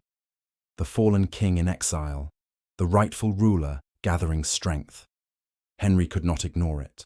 In early 1400, a group of nobles, men who had once benefited from Richard II's favour, plotted to kill Henry during a celebration at Windsor. Their plan was simple and deadly: strike at night, restore the rightful king. But the plan failed. The Epiphany Rising, as it came to be known, was swiftly crushed. The conspirators were captured and executed without mercy. And yet, the rebellion confirmed what Henry already knew. His throne was built upon uncertainty. That same year, word came from the north. Richard II was dead, or so the messengers claimed. Henry ordered the body brought to London and displayed, face uncovered, so all might see the truth. It was a grim necessity, proof by spectacle. But though Richard's body silenced the rumours, it could not erase the unease that haunted Henry's reign. For the rest of his life, rebellion would follow him like a shadow. The first came from Wales, under a man named Owain Glyndwr. In 1400, Glyndwr declared himself Prince of Wales, claiming descent from ancient Welsh kings. He promised independence, not just from English taxes, but from English rule entirely. What began as a small rising soon spread across the hills and valleys. Castles burned, towns fell, and for the first time in generations, Wales was truly at war. Henry marched against them himself, but the mountains and mists favoured the rebels. The English army struggled through rain and hunger, its banners dragging in the mud. Each campaign ended the same: no decisive battle, no victory, just more lost coin and weary men. The Welsh knew the land, the English did not. By 1403, Glyndwr had grown bold enough to ally himself with the Percy family, powerful lords of the north. The Percys had once been Henry's strongest supporters, especially Henry Hotspur Percy, a fierce and brilliant knight. It had been the Percys who helped him take the throne, but now they too grew restless. They had expected reward, command, and freedom to govern their territories. Instead, they found themselves constrained by the same crown they had helped place on Henry's head. Tensions broke into open war in the summer of 1403. Hotspur rose in rebellion, calling for reform and justice, though everyone knew it was power he wanted most. The two Henrys, king and rebel, met on the field at Shrewsbury, beneath a sky thick with dust and arrows. It was a brutal fight, one of the bloodiest in living memory. The English longbow once again decided the day, but this time Englishmen fought on both sides. When it was over, Hotspur lay dead among the fallen, and the king, weary, bloodied, but alive, had survived another test. Still, peace did not return. Revolt flickered in Wales in the north, even in the church. The Archbishop of York, once a loyal servant, turned against the crown. Plots rose and fell like the tides, none large enough to overthrow Henry, but each one chipping away at his health and spirit. He aged quickly. Illness came often: skin lesions, trembling fits, moments of near collapse. Some said it was leprosy, others divine punishment. Whatever it was, it left him pale, shaking, and often confined to bed. His face, once bright and strong, became thin and lined. He began to speak less of victory and more of endurance. Through all this, one figure stood increasingly in his shadow: his son, Prince Henry of Monmouth, the future Henry V. The young prince was everything his father was not: bold, restless, and drawn to war. While the old king struggled to keep his kingdom intact, the prince led campaigns in Wales and Scotland, proving himself in armour. He became a symbol of vigour in a tired age, the promise of action after years of waiting. But their relationship was strained. Father and son saw the world differently. Henry IV, shaped by rebellion, sought stability above all. The prince, raised in its aftermath, sought glory, a return to the proud, warlike England of old. In his final years, the king became a ghost within his own court. He moved slowly, his hands trembling as he tried to write, his eyes clouded by pain. He prayed often, spoke seldom, and waited for his strength to fail completely. On March 20th, 1413, Henry IV died at Westminster Abbey. The chronicles say he collapsed near the shrine of Edward the Confessor, the old saint king whose shadow still lingered over England's monarchs. Some claimed he died in peace, Others wrote that he murmured of unfinished things, of a throne still fragile, of a legacy not yet secure. His son was crowned within weeks, the trumpets echoing through the same hall where Richard II had once abdicated.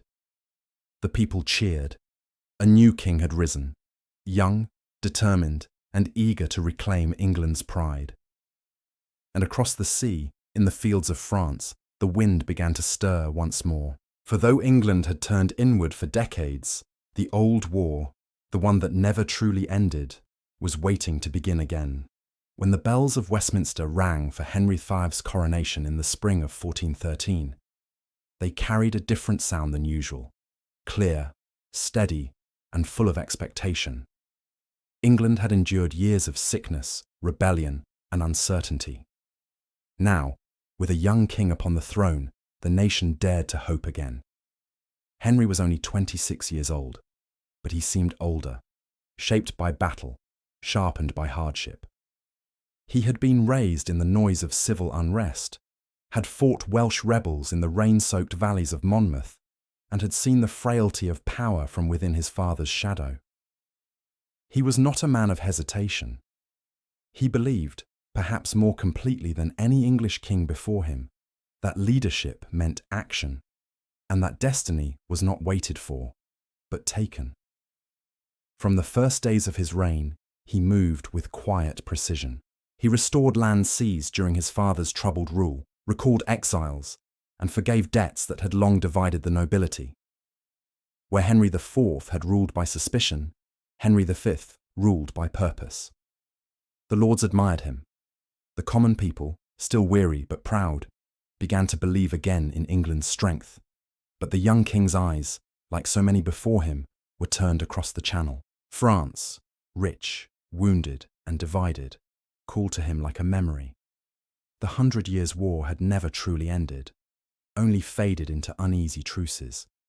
The claim of English kings to the French crown still lingered in every royal charter and title. Edward III had once worn the fleur-de-lis beside the lions of England. Henry V intended to make that more than a symbol. France by then was in chaos. King Charles VI, known cruelly as Charles the Mad, suffered from bouts of insanity that left him unable to rule. At times, he did not recognize his own family. At others, he wandered the halls convinced he was made of glass. Real power had fallen into the hands of rival factions, the Armagnacs and the Burgundians, whose quarrels turned French politics into open civil war. It was a fractured realm, weakened by mistrust and pride. Henry saw an opportunity. In his first parliament, he revived the old English claim to the French throne, a claim by lineage through his great-grandfather, Edward III. But he was careful. He did not rush to war.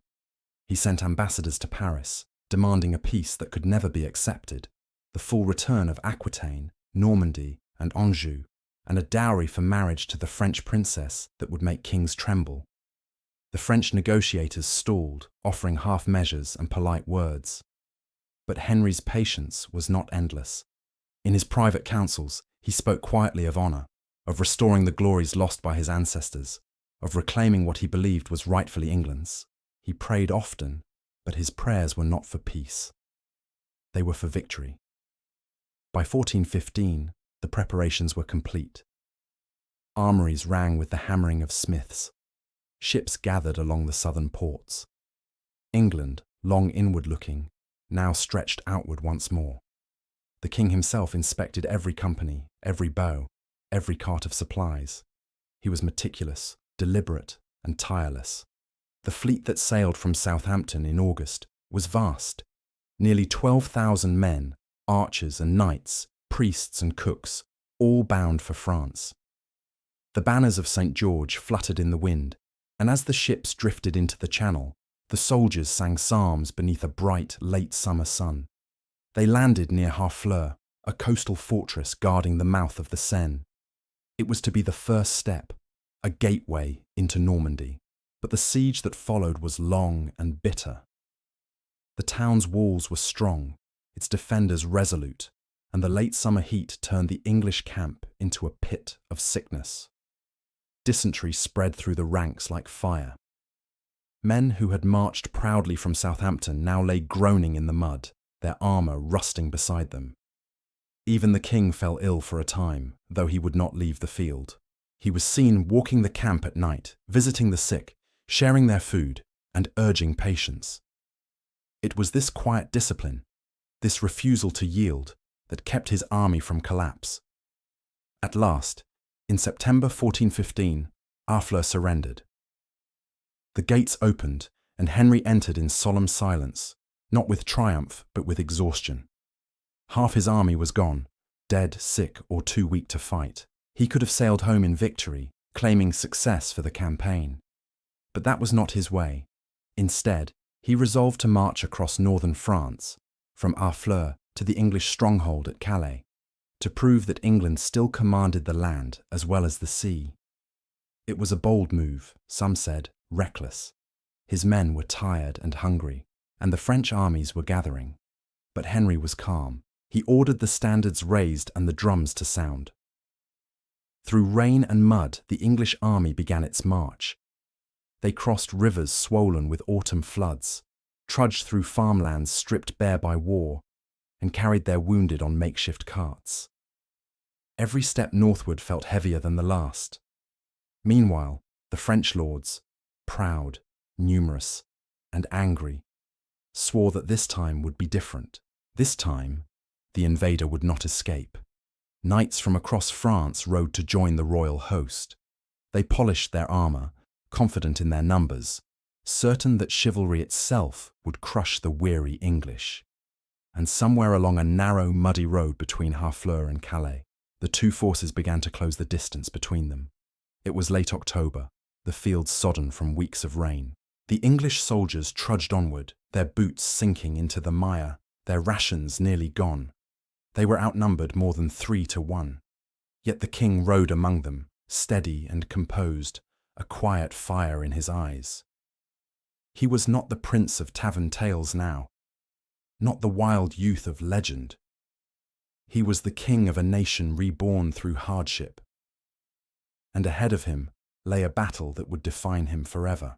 The men marched in silence that night, the sound of rain their only companion. They did not know where they would sleep, or whether they would live to see another dawn. But they followed him, not for gold nor for glory, but because they believed that somehow this young king carried the weight of England's soul upon his shoulders. In a few days, they would stand upon a field called Agincourt, but for now, the road stretched onward through the cold French mud, and the war that had begun nearly a century before was about to find its most famous dawn. The rain had not stopped for days. By the morning of October 25th, 1415, the fields of northern France were a sea of mud, thick, cold, and clinging to every boot and hoof that crossed it. The sky hung low and grey, and the breath of thousands of men and horses rose like mist across the valley. You can imagine the sound, the soft, rhythmic squelch of sodden earth beneath iron, the creak of armour straps, the low murmurs of men who already understood what awaited them. The English army, weary and half-starved, found themselves hemmed in by the French, caught between two small woods near the village of Agincourt. They had marched for weeks through enemy territory, their numbers diminished by disease and exhaustion. Now, with nowhere left to run, they faced an army 3 times their size. King Henry V stood among them. He wore a simple crown over his bassinet, the metal gleaming dull under the overcast sky.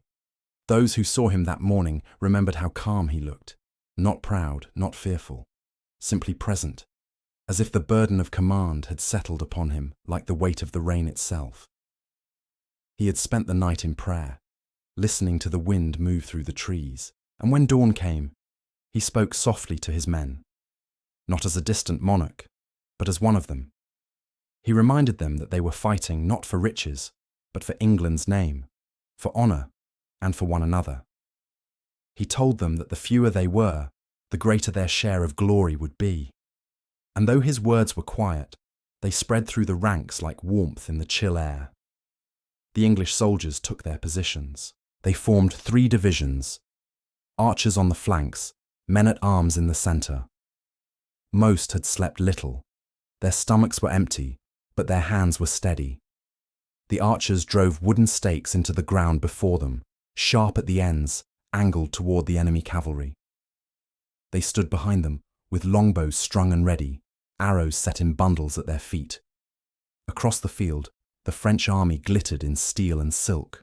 Thousands of knights and noblemen had answered the call to arms. They wore banners embroidered with gold, their armor freshly polished. They believed this battle would be easy, a sweep of mounted knights crushing the tired invaders. They laughed among themselves, confident in their numbers. Many thought the day's fight would be over before noon. But beneath their horses' hooves, the ground was treacherous. Days of rain had turned the ploughed soil into a pit of sucking mud.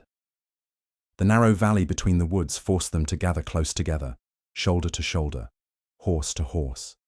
It was not a field for gallant charges. It was a trap of their own making. At Henry's signal, a single trumpet sounded. The English archers raised their bows, each man able to send 6 arrows a minute through the air. And when the first volley loosed, it was like a storm.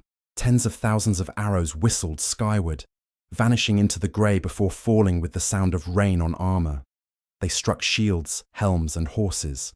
Men fell, horses reared, lines broke before they could even move forward. Still, the French advanced, slow, heavy, determined, sinking deeper with every step. The ground swallowed them. Horses floundered.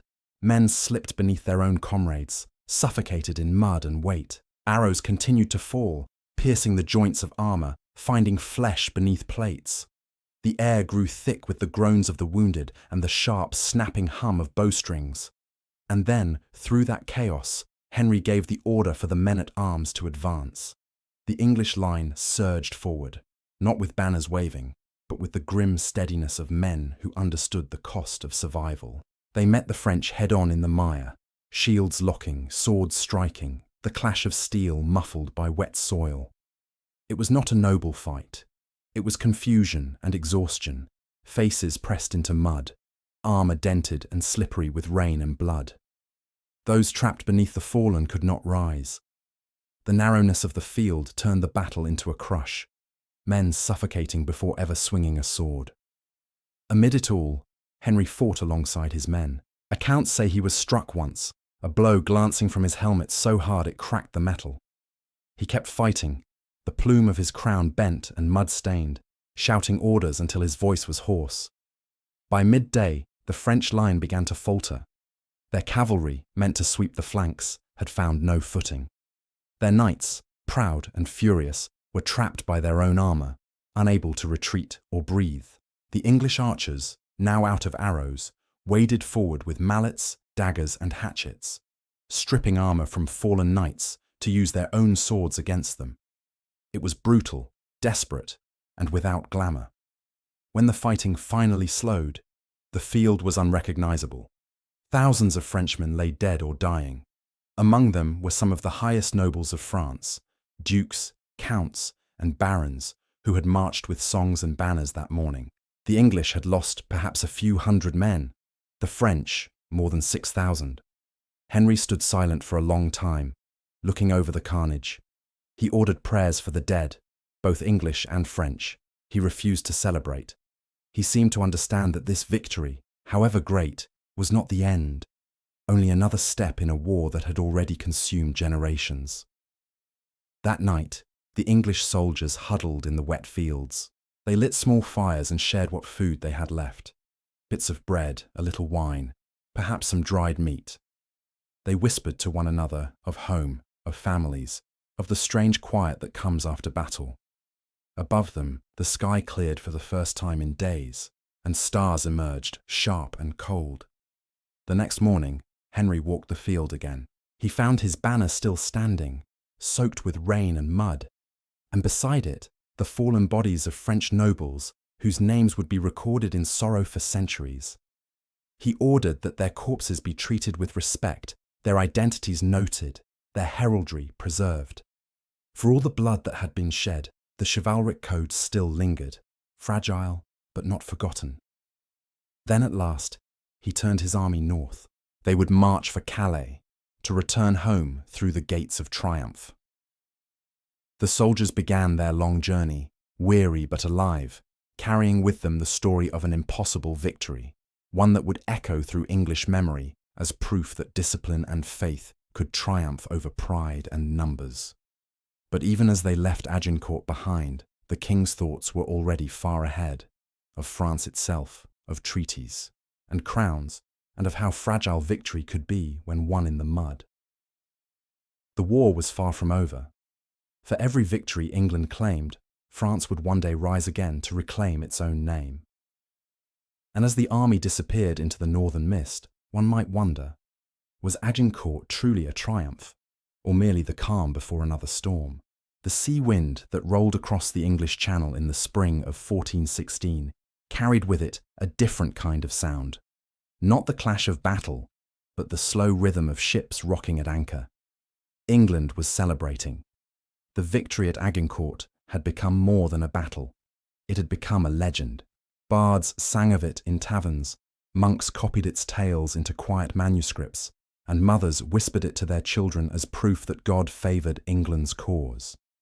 But for Henry V, the work was not finished. Victory in one field did not make a kingdom secure. He knew that peace, real peace, could only come when France itself bent to his rule. And so, as his people rejoiced, he began to plan. The king's return to London was marked by solemnity rather than spectacle. He entered the city on horseback, the streets lined with people, banners draped from every window. Yet Henry wore no jewels, no golden crown, only a wreath of laurel. He bowed his head to the crowds, then to the church, as bells tolled across the grey sky. He gave thanks, not for triumph, but for survival. England's coffers, however, were nearly empty. The war had drained resources as quickly as it had filled the pages of chronicles. So Henry turned his focus to rebuilding, strengthening the navy, reorganising supplies, and renewing alliances. He called Parliament and spoke plainly. The war was not over, and England must prepare again. The lords nodded, the merchants counted their losses, and once more the wheels of war began to turn. Across the Channel, France was in disarray. Its king, Charles VI, drifted between sanity and madness. When he was lucid, he ruled kindly, even gently. But when the madness came, as it often did, he raged, tore at his clothes, and claimed his body was made of fragile glass.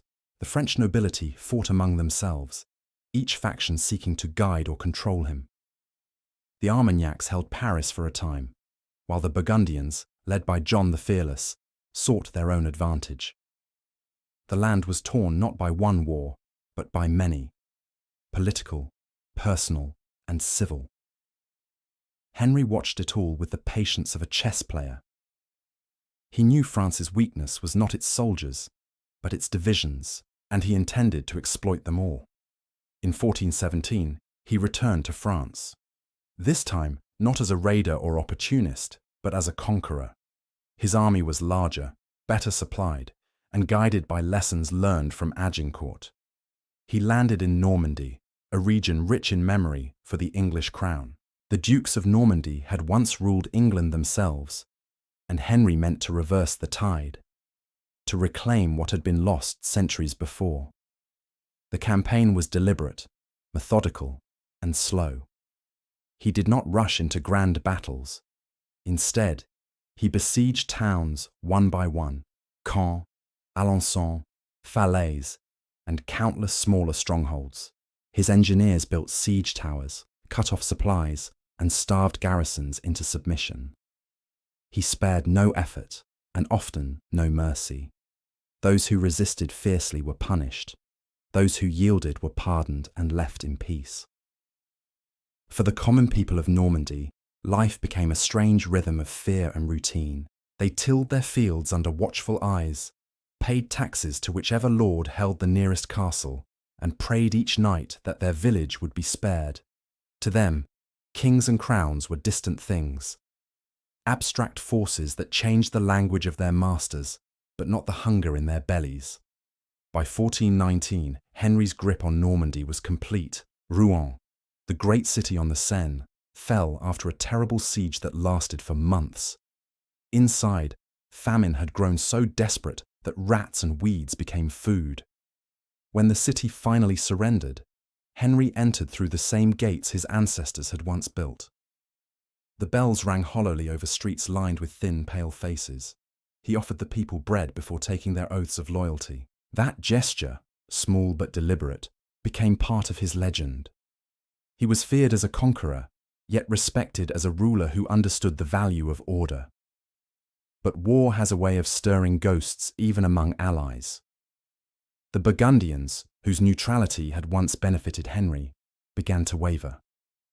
Their leader, John the Fearless, was drawn into bitter quarrels with the Armagnac faction in Paris. In September 1419, during a meeting meant to bring peace, he was murdered on a bridge near Montereau, cut down before the eyes of the Dauphin, the French prince. The act shocked Europe.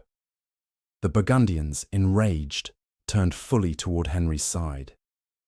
In an instant, France's civil war became England's greatest advantage. And so came the Treaty of Troyes in 1420. Signed in a world still trembling from betrayal, it declared that Henry V would marry Catherine of Valois, daughter of the French king, and upon Charles VI's death, inherit both crowns, England and France united under one ruler. The Dauphin, disinherited and bitter, fled south. Henry entered Paris not as invader, but as heir. In cathedrals and courts, the union was celebrated as divine providence. Chroniclers wrote that God himself had placed two kingdoms into one man's hands. The English king now wore the fleur-de-lis beside his lions once more. But even amid the splendor of the treaty, Henry remained restrained. He was not blinded by his own success. He knew peace built on paper, and politics could crumble as swiftly as walls under cannon fire. He spent that summer overseeing the fortresses along the Seine, ensuring supplies reached the garrisons, speaking with French townsmen who swore oaths in hesitant French-accented English. He visited hospitals for the wounded, spoke to priests, and walked the narrow streets at dusk, cloaked, listening to the sounds of a divided land, trying to understand its new king. And somewhere in those quiet walks, past shuttered windows and flickering lamps, the question must have lingered in his mind. Had he truly united two nations, or merely postponed the moment they would tear each other apart again? For now, he was king of two realms, crowned in promise and shadow alike. But even the most steadfast kings are mortal, and as the fires of war seemed at last to dim, a colder, quieter fate began to draw near. The winter of 1421 settled softly over northern France, a pale, cold stillness covering fields that had once trembled under armies. The banners were still, the camps quiet. For the first time in many years, the sound of distant horns and marching feet faded from the wind. The great campaign, Henry V's relentless conquest, seemed to have reached its height. England ruled Normandy, the Seine Valley, and Paris itself. The Treaty of Troyes had named him heir to the French throne. The two crowns, long divided by pride and ocean, were at last bound together. And yet, beneath this hard-won peace, there was a sense of weariness, the kind that comes not from defeat, but from too much victory.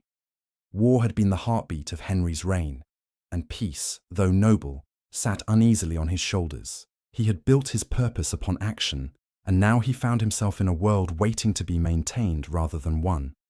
He travelled constantly, inspecting garrisons and fortresses, ensuring his new realm did not collapse under its own size.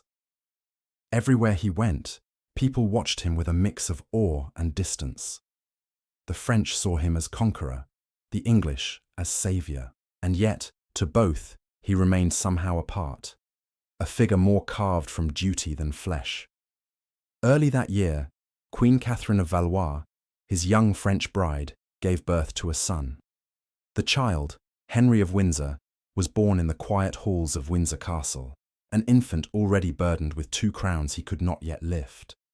When word reached Henry in France, he paused in his campaigns and gave thanks. He wrote tenderly of the boy, calling him our fair son, and promised to raise him to be a true ruler of both realms. But the king would never see the boy grow. Even as he planned his next steps, France began to resist once more. The Dauphin Charles, disinherited yet defiant, still held the loyalty of much of southern France. Cities like Bourges and Orléans refused to bow. To Henry, these pockets of resistance were not just political nuisances. They were sparks in dry grass, signs that peace was not yet secured. So once again, he took up arms. In the spring of 1421, English forces under the Duke of Clarence, Henry's own brother, marched to confront the Dauphin's army near Beaujais, in Anjou. Henry himself was not present. The battle that followed was swift and chaotic. The English, overconfident and eager, attacked without waiting for reinforcements. They were met by a combined force of French and Scottish troops. The result was disaster. The Duke of Clarence was unhorsed and slain, and hundreds of English soldiers lay dead around him. When the news reached Henry, it cut deeper than any wound he had taken in war. He did not rage or despair, but those close to him said he fell into long silences, his eyes fixed on the horizon. He blamed himself, not his brother, not his generals, for having left France divided. He would not make the same mistake again. By 1422, Henry had returned to campaign, determined to stamp out the last resistance. He marched south, capturing towns along the Loire, pressing the war toward the very heart of the Dauphin's territory.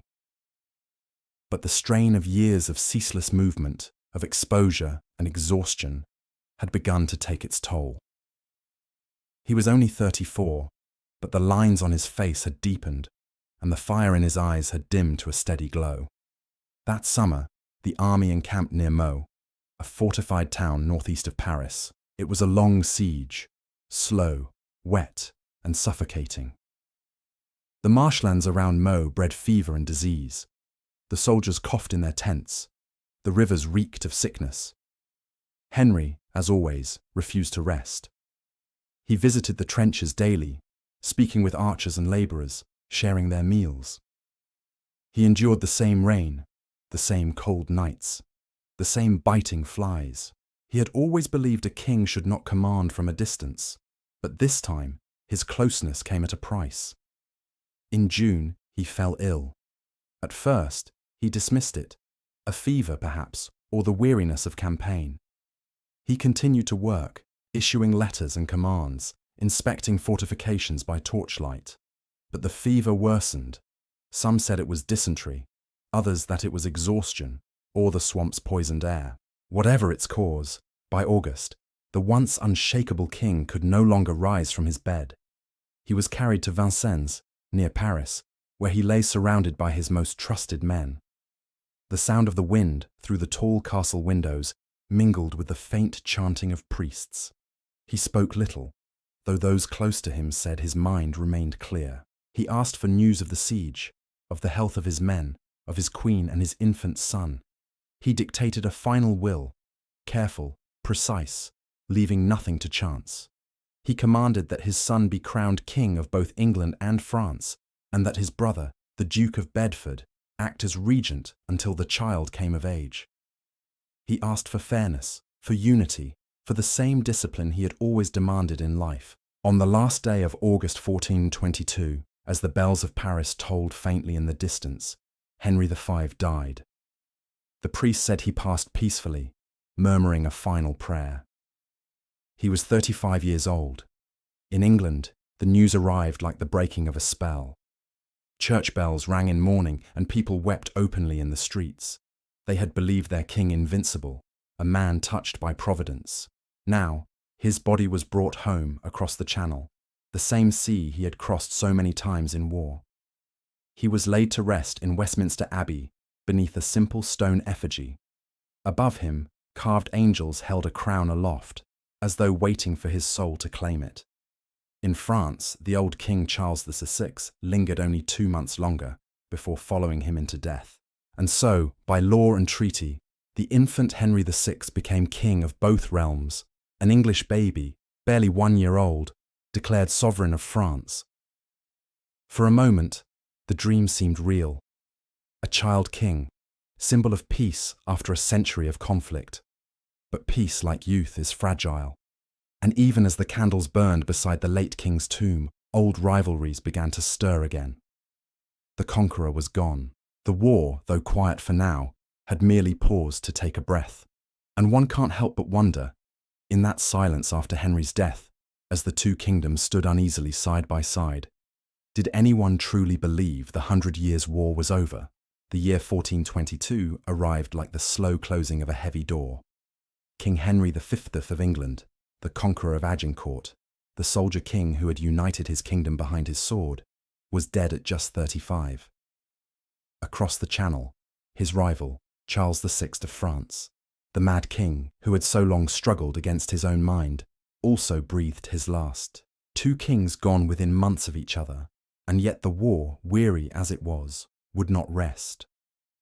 In this fragile pause, a child, scarcely 9 months old, was declared king of both England and France. Henry VI, the infant son of Henry V, and Catherine of Valois, was crowned in London and in time in Paris. The dual coronation was meant to symbolize unity, but in truth, it revealed only fracture. For while the English lords swore fealty to the boy and to the treaty that bound him to the French crown, much of France still recognized the Dauphin, Charles VII, as their rightful king. Imagine the strangeness of that moment. Two courts, two kings, one an infant surrounded by guardians, the other a disinherited prince holding a shrinking stretch of French soil. The throne of France had split in two, and both sides believed themselves to hold the true divine right. In England, the Regency Council took shape, cautious, divided, and full of quiet ambition. Humphrey, Duke of Gloucester, Henry's uncle, sought influence in domestic matters, while his brother, John, Duke of Bedford, carried the burden of war in France.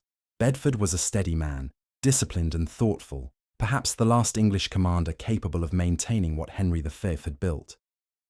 He ruled from Paris for the young king, holding together a kingdom that was not truly England, nor yet France, a patchwork of fortresses, treaties, and uneasy loyalties.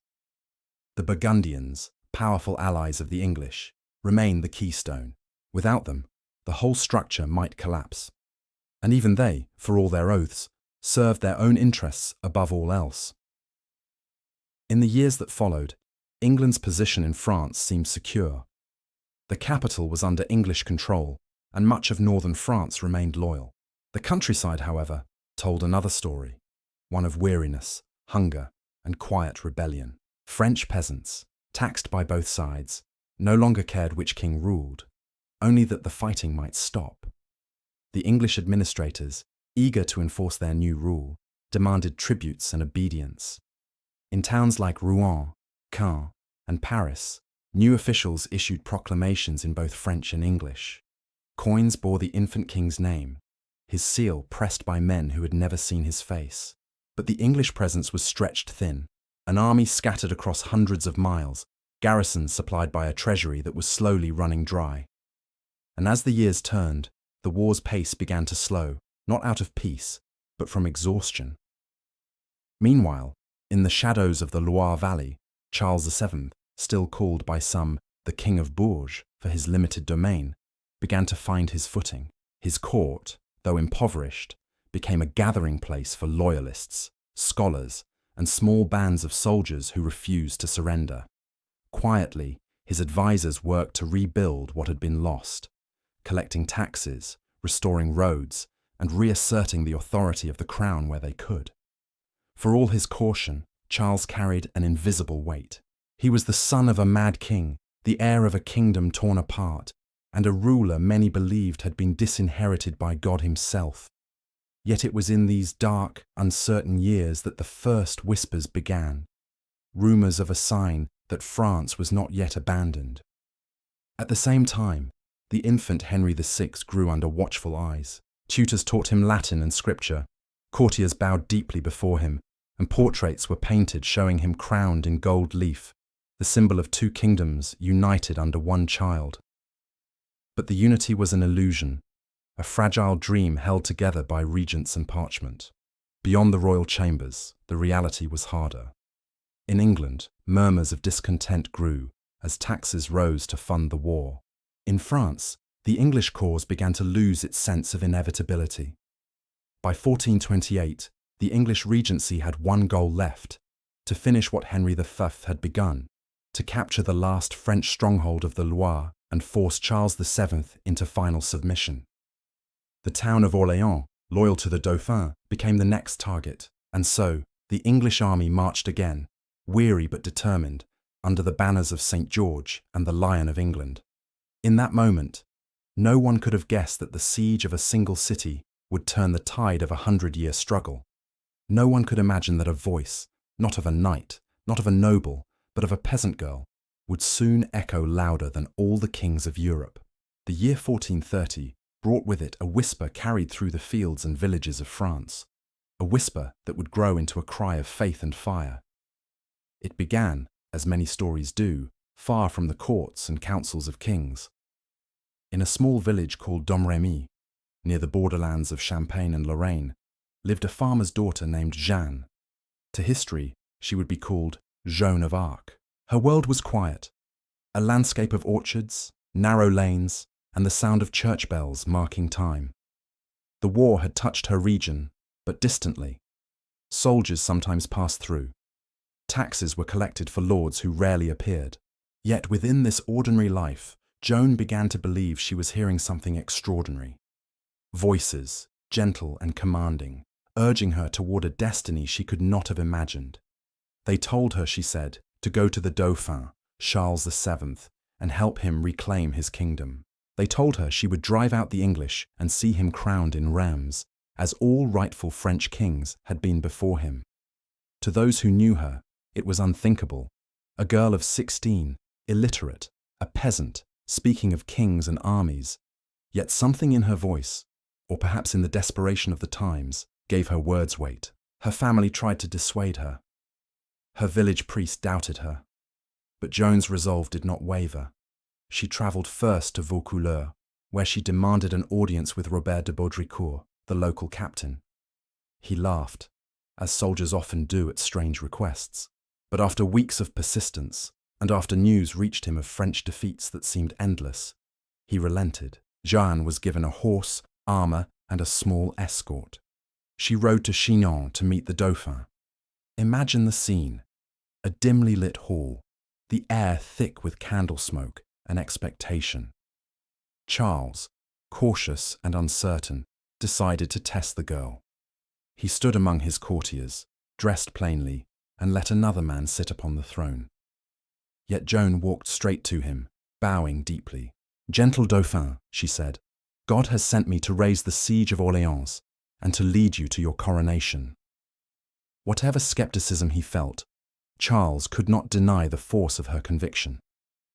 Whether he saw divine guidance or merely a chance to lift the weary spirit of France, he gave her command, not of men, but of hope. She rode to Orléans in April 1429, clad in white armour, carrying a banner embroidered with the names of Jesus and Mary. The city had been under siege for months, surrounded by English fortifications. Supplies were running low, morale even lower. When Joan entered the city, the people cheered not for her rank, but for what she represented.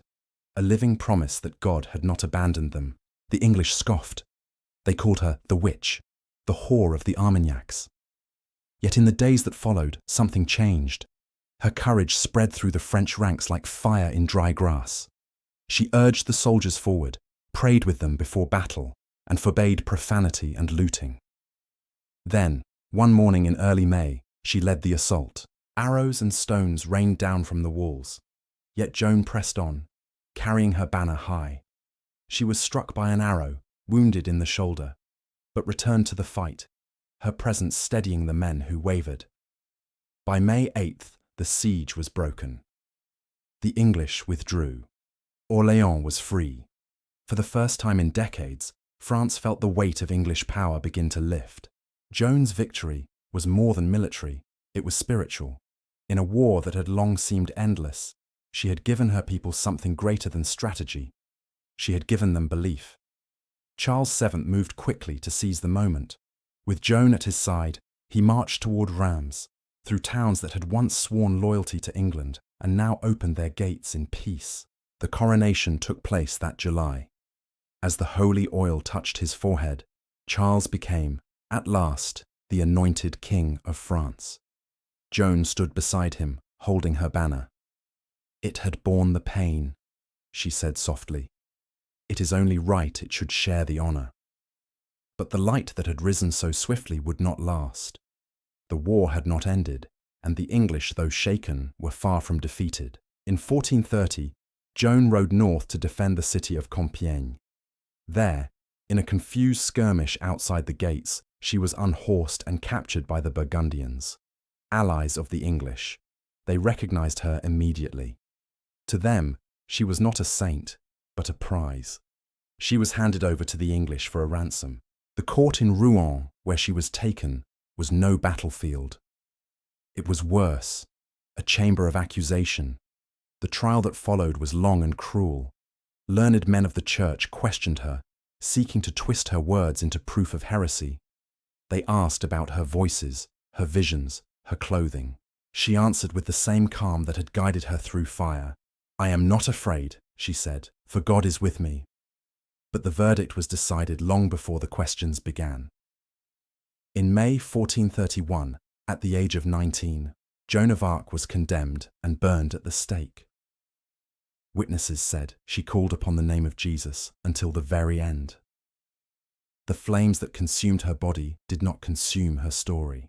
In France, the news spread in whispers that grew louder with time. To some, she was a martyr. To others, a miracle. Even among her enemies, there were those who doubted the justice of what had been done. The war, however, continued, as wars often do, indifferent to the fate of individuals, even those who change its course. And so, with the Maid of Orléans gone, the question lingered across France and England alike. Had her fire been a passing spark, or the beginning of the end for English power in France? The ashes of Rouen had barely cooled when the war began to shift again. The death of Joan of Arc, meant to silence a symbol, instead echoed across France in quiet, persistent ways.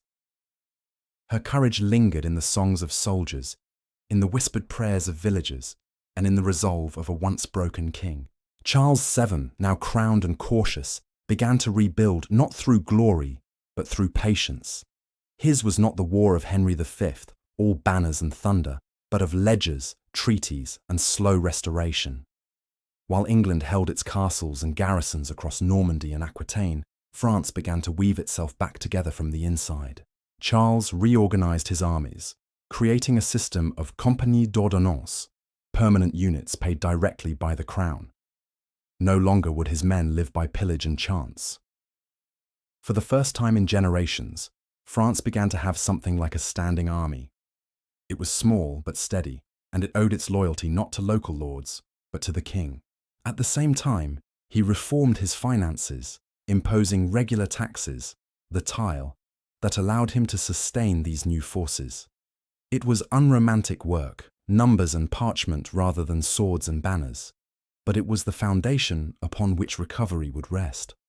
Meanwhile, in England, the tone of the war had begun to dull. Henry VI, no longer a child, but not yet a man, showed none of his father's ferocity. He was gentle, scholarly, deeply pious, qualities admirable in peace, but uncertain in war. The regents who ruled in his name, Gloucester at home, Bedford abroad, struggled to keep both the crown and the cause intact. John, Duke of Bedford, still held the English position in France together through skill and diplomacy. Yet even his efforts were wearing thin. Supplies from England arrived late. Soldiers went unpaid. Many of the longbowmen who had once terrified Europe were now weary men with families waiting back across the Channel.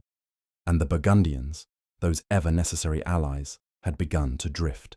The Duke of Burgundy, Philip the Good, grew restless with his English partners.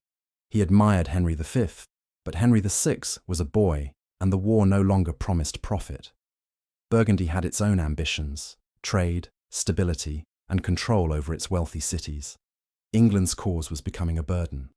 The turning point came not on a battlefield, but at a council table. In 1435, delegates from both sides gathered at Arras, a city caught between worlds.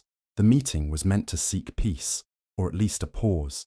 The English came reluctantly, hoping to maintain their hold on northern France. The French came carefully, led by Charles's advisors, who saw in negotiation what swords had failed to secure. And Burgundy, well, Burgundy came to listen. The discussions dragged on for months, filled with ceremony and polite evasions. The English envoys insisted Henry VI was the rightful king of France. The French countered that Charles VII's coronation had settled the matter. Both sides spoke in the language of God and kings, but beneath it all, they were bargaining for land, money, and legitimacy. Then, quietly, Burgundy made its choice. On a September day in 1435, Philip the Good signed a treaty with Charles VII. The long Burgundian alliance with England, which had lasted for nearly 20 years, was over. It was as if a great tide had turned. The English position in France, already stretched thin, was now exposed. Without Burgundian support, the northern fortresses were isolated, their supply lines vulnerable. The moral blow was even greater, a sense that the world itself was shifting away from England's favour. Not long after, John of Bedford died in Rouen. The last of Henry V's generation, the man who had held the empire together through will and patience, was gone. His death left a silence that no one could fill. Across France, English soldiers began to withdraw from smaller outposts, retreating to defensible strongholds. The once confident banners of England, embroidered with lions and lilies, now flew over shrinking patches of territory. And yet, the English in France did not vanish overnight. The war did not end with a grand defeat or a sweeping triumph. Instead, it faded. A slow unraveling of alliances, morale, and money. In Paris, the citizens who had lived under English rule for more than a decade began to sense change in the air. Markets reopened, churches whispered prayers for Charles instead of Henry, and the English administration grew increasingly strained. Back in England, the court of Henry VI drifted between piety and indecision. The king preferred prayer to council meetings. He commissioned chapels, not campaigns. Many began to wonder whether God himself had withdrawn his favour from their cause. The people were tired, the nobility argued, the treasury emptied, and so, the war that had once begun over a claim to the French crown now stumbled into confusion, not with the roar of battle, but with the weary sigh of a nation unsure why it still fought.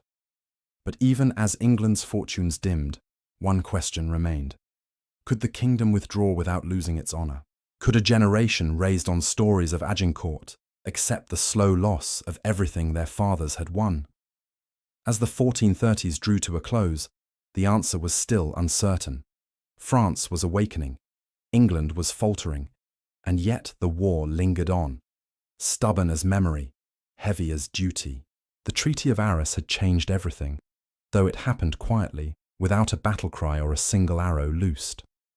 After years of war, France's greatest enemy had ceased to be England, and had become exhaustion itself. Yet, for Charles VII, this exhaustion was fertile ground. He would plant in it something lasting, the beginnings of recovery. The French king, once dismissed as the King of Bourges, was now recognized across nearly all of France.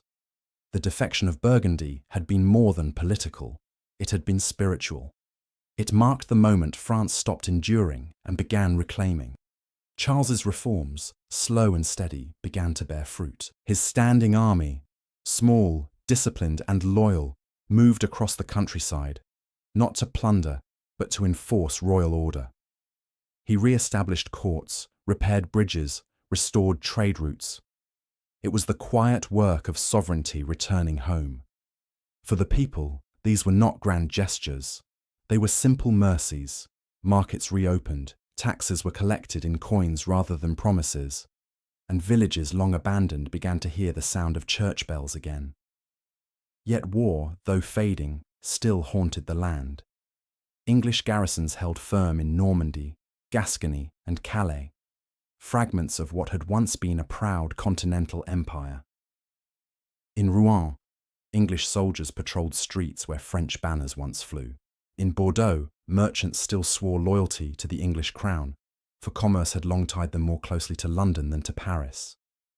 But across the Channel, the vigour that had fueled England's ambitions was draining away. The government of Henry VI wavered between prayer and paralysis. Parliament argued over taxes, noble factions quarrelled over influence, and the common people grew weary of sending their sons to die for a war that no longer promised victory. John, Duke of Bedford, had been gone for years, and no one had replaced him in either wisdom or authority. His brother Gloucester remained loud and proud in London, but carried little real power abroad. The Earl of Suffolk, cautious and pragmatic, began to whisper that perhaps it was time to seek peace, not out of mercy, but necessity. In 1439, the first real negotiations began. The French king, shrewd and patient, did not rush. He knew that England's need was greater than his own. Charles had learned the lesson of his father's madness and his grandfather's defeat, that sometimes the slowest victory is the surest. Still, war lingered. In Normandy, French raids tested English defences. In Gascony, loyalists clung to the last footholds of what had once been the Angevin dream, a second England across the sea. And yet, something deeper was shifting. The spirit of the war had grown thin, its once blazing justifications now dimmed to embers. The English no longer spoke of crowns or destiny. They spoke instead of garrisons, payments, and whether ships would arrive from home. Meanwhile, Charles VII's court at Bourges had transformed. Where once there had been poverty and uncertainty, now there was cautious confidence. Advisors who had fled in fear returned. Artists, clerics, and administrators filled the halls once more. The court chroniclers began to record events again, not in the tone of despair, but of restoration. Even the king himself began to shed his earlier melancholy. He took to calling himself Charles by the grace of God, King of France entire. And yet, the war's shadows were not easily dispelled. Every gain had its cost. Towns freed from English rule were often left in ruin. The countryside between the Loire and Seine still bore the scars of 20 years of marching armies. Fields lay fallow, villages stood silent, their roofs collapsed under ivy and time. The French people had grown careful, almost wary of hope. For every victory, they remembered 10 defeats. For every peace treaty, they recalled a dozen betrayals. Then came 1444, a year that did not bring peace, but something close enough to breathe again. In that year, the Truce of Tours was signed. After more than a century of intermittent war, both sides agreed, at last, to rest. The truce was not born of goodwill, but of fatigue. Still, it was something neither kingdom had known for generations, the sound of silence in spring. To seal the truce, a marriage was arranged. Henry VI of England would wed Margaret of Anjou, niece to Charles VII. She was young, spirited, and intelligent, everything Henry was not. Many in England hoped she might give the king strength where he was gentle. The marriage was meant to symbolize reconciliation between the two crowns, but in truth, it revealed their imbalance. For as part of the peace, England secretly agreed to surrender Maine, a bitter concession that would later cause outrage at home. The English court celebrated the wedding, but behind the pageantry, doubts lingered. Could this frail peace truly last? Could two nations whose histories were so tightly bound in conflict learn to coexist without it? In France, Charles watched and waited. He did not yet move against the remaining English strongholds. He preferred the English to weaken themselves first, by time, by politics, by weariness. And in England, that weariness was turning inward.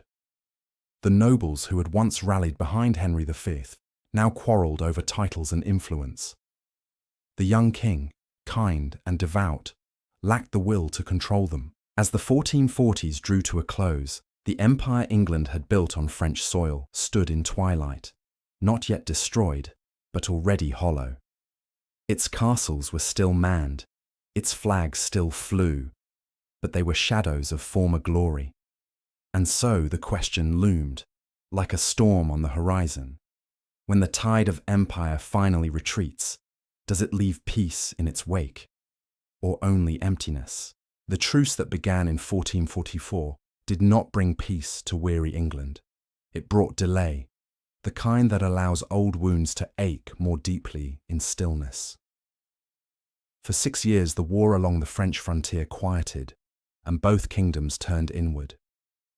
But while France gathered strength, England began to unravel from within. The marriage between Henry VI and Margaret of Anjou, once hailed as a union of peace, soon revealed its cracks. Henry, pious and mild, found solace in prayer and reflection. Margaret, spirited and ambitious, quickly saw that her husband's crown rested upon uncertain ground. The nobles circled like restless hawks, their rivalries sharpened by years of war and the faint scent of opportunity.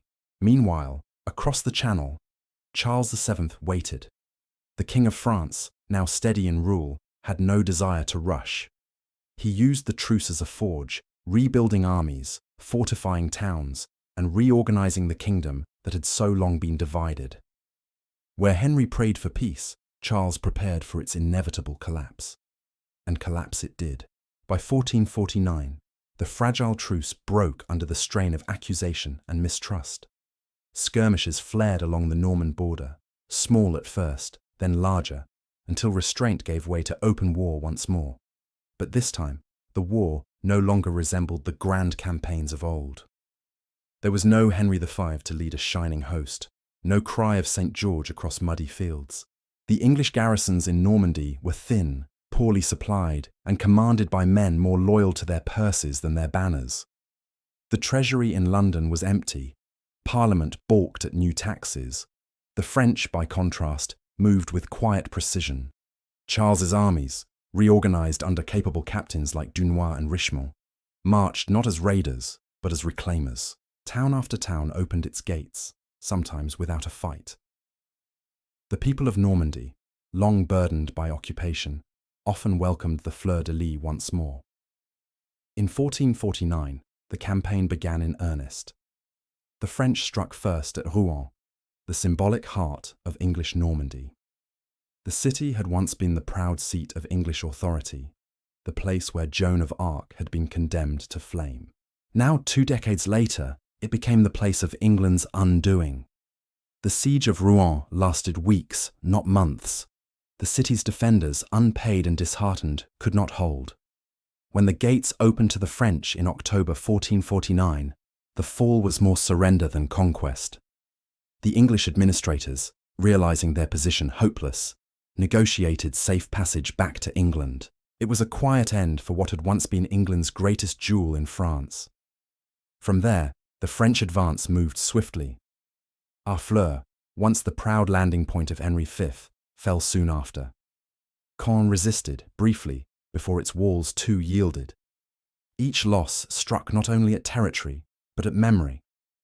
Each castle reclaimed was a piece of history being rewritten. Back in England, the news struck like winter wind. The court was divided. Some blamed Margaret and her French kin for treachery. Others blamed the king for weakness. Others still blamed God himself for turning his favour away. Henry VI, ever devout, ordered prayers for the fallen and for the peace of both realms. But prayers did not feed armies or mend politics. Discontent stirred among nobles who had spent fortunes and blood for lands now lost. The glory of Agincourt had turned to ashes. By 1450, the English stronghold of Normandy, held for more than 30 years, was gone. Only Calais remained, a single outpost clinging to the edge of the continent. The fall of Normandy sent shockwaves through England's heart. The peasants, taxed for wars they no longer understood, rose in rebellion. In Kent, a man named Jack Cade led thousands in protest, marching toward London under banners of justice and reform. They cried not for war, but for fairness, for relief from corruption, from decay, from the endless toll of lost causes. The rebellion was crushed, but the tremor it caused did not fade. England was restless, disillusioned, and deeply divided. The nobles muttered of mismanagement, of favoritism, of the French queen's growing influence. The court grew poisonous, the realm unstable. Across the Channel, France exhaled. Normandy was theirs again. The war, though not yet finished, had turned irrevocably. Charles VII, calm and deliberate, now set his gaze southward, to Gascony, the last bastion of English rule in France. But for England, the loss of Normandy was more than territorial. It was the fading of a dream, the end of a century of ambition that had begun with Edward III, his claim to a distant throne. Now, in its place, there lingered only uncertainty. England had lost its empire abroad, and was about to lose its peace at home. For as the 1450s dawned, murmurs of discontent in London and York began to take shape. Whispers of rival houses, of claims, of roses red and white. And as France healed, England began to fracture. The loss of Normandy was not merely a military defeat, it was the collapse of an illusion. For more than a century, England had dreamed of a kingdom that stretched across the Channel, from Dover to Bordeaux. By 1450, that dream lay broken among the fields of France, its fragments scattered by politics, pride, and time. Yet one fragment still remained: Gascony. The old duchy of Aquitaine, the jewel of the Plantagenets, had been England's foothold in France since the days of Eleanor and Henry II. For generations, its vineyards, ports, and merchants tied English fortunes to the continent. Even after every other province fell, Gascony stayed loyal, its people speaking French, yet calling themselves English subjects. But loyalty, like memory, cannot stand forever against the march of history. In 1451, Charles VII turned his gaze southward. His armies, now hardened and confident, swept through the countryside with the quiet precision of inevitability. Town after town yielded. Bordeaux, the proud heart of Gascony, opened its gates to the French king, not in defiance, but in exhaustion. And for a moment, it seemed the war was over. But England was not ready to let go. The following year, in 1452, the Duke of Somerset and the aging John Talbot, Earl of Shrewsbury, the last great English warrior of the age, crossed the Channel with a small army. The people of Gascony, weary of French rule and still nostalgic for English order, rose to meet them. Bordeaux once again declared for England, and the banners of St. George fluttered once more above its towers. It was a spark, brief, bright, and doomed. In the summer of 1453, Charles VII moved to extinguish it. The French army marched toward the town of Castillon near the Dordogne River, where Talbot had established his camp. What met him there was not the France of decades past, but a new kind of army, disciplined, organized, and armed with something that would change war forever. Artillery. The French guns at Castillon were vast and terrible. Lines of bombards dug into earthworks guarded by thousands. When Talbot, proud and bold, charged their position, he did so in the spirit of the old wars, knights, banners, and faith in courage. But courage could not stand against powder and flame. As the cannons roared, the English charge faltered. Horses fell screaming, armor shattered, and the old warrior himself, the man who had fought through a lifetime of wars, was struck down amid the thunder. His son fell beside him. When the smoke cleared, the field of Castillon was silent. The last English army in France had been destroyed. And with that silence, the 100 Years' War, a war that had begun before most of its soldiers, grandfathers were born, came to its end. Bordeaux surrendered once more to Charles VII. This time, there would be no return, no reclamation, no renewal of claims. Only Calais remained in English hands, a lonely sentinel across the water. In England, news of Castillon arrived quietly, almost without notice. The kingdom was consumed by its own unravelling. The rebellion of Jack Cade had barely settled. The nobles, divided between rival factions, whispered of treachery and incompetence, and the king himself, Henry VI, gentle, devout, fragile, began to lose his grip on the world. That same year, 1453, Henry suffered a collapse of mind so deep that he could neither speak nor recognize his newborn son. As England's last hope in France perished, so too did the light in its king's eyes. The realm descended into confusion. Margaret of Anjou fought to hold power for her son. Richard, Duke of York, claimed to act for the good of the realm. Lines were drawn, loyalties tested. The peace that had eluded England abroad now shattered at home. The 100 Years' War was over. The Wars of the Roses were about to begin. Across the Channel, France stood reborn. After a century of blood, Charles VII had reclaimed nearly all that his ancestors had lost. The English kings would never again rule upon French soil. The long war that had begun with the proud claim of Edward III, that an English monarch might wear the crown of France, ended with the quiet death of that dream. 100 years of struggle, of kings and captains, of battles and betrayals, ended not in triumph, but in exhaustion. England slept at last. France awoke renewed. And so, beneath the echo of distant bells and the soft turning of parchment, the story of the 100 Years' War closed, not with a victory march, but with a sigh. The world moved on. The medieval age, with its knights and banners, began to fade. Gunpowder had changed the rhythm of war, and with it, the shape of history. Yet somewhere, in the quiet corners of Normandy and Gascony, the ghosts of that long conflict still linger, among ruined keeps and silent fields, where once men dreamed of 2 crowns and found only one grave.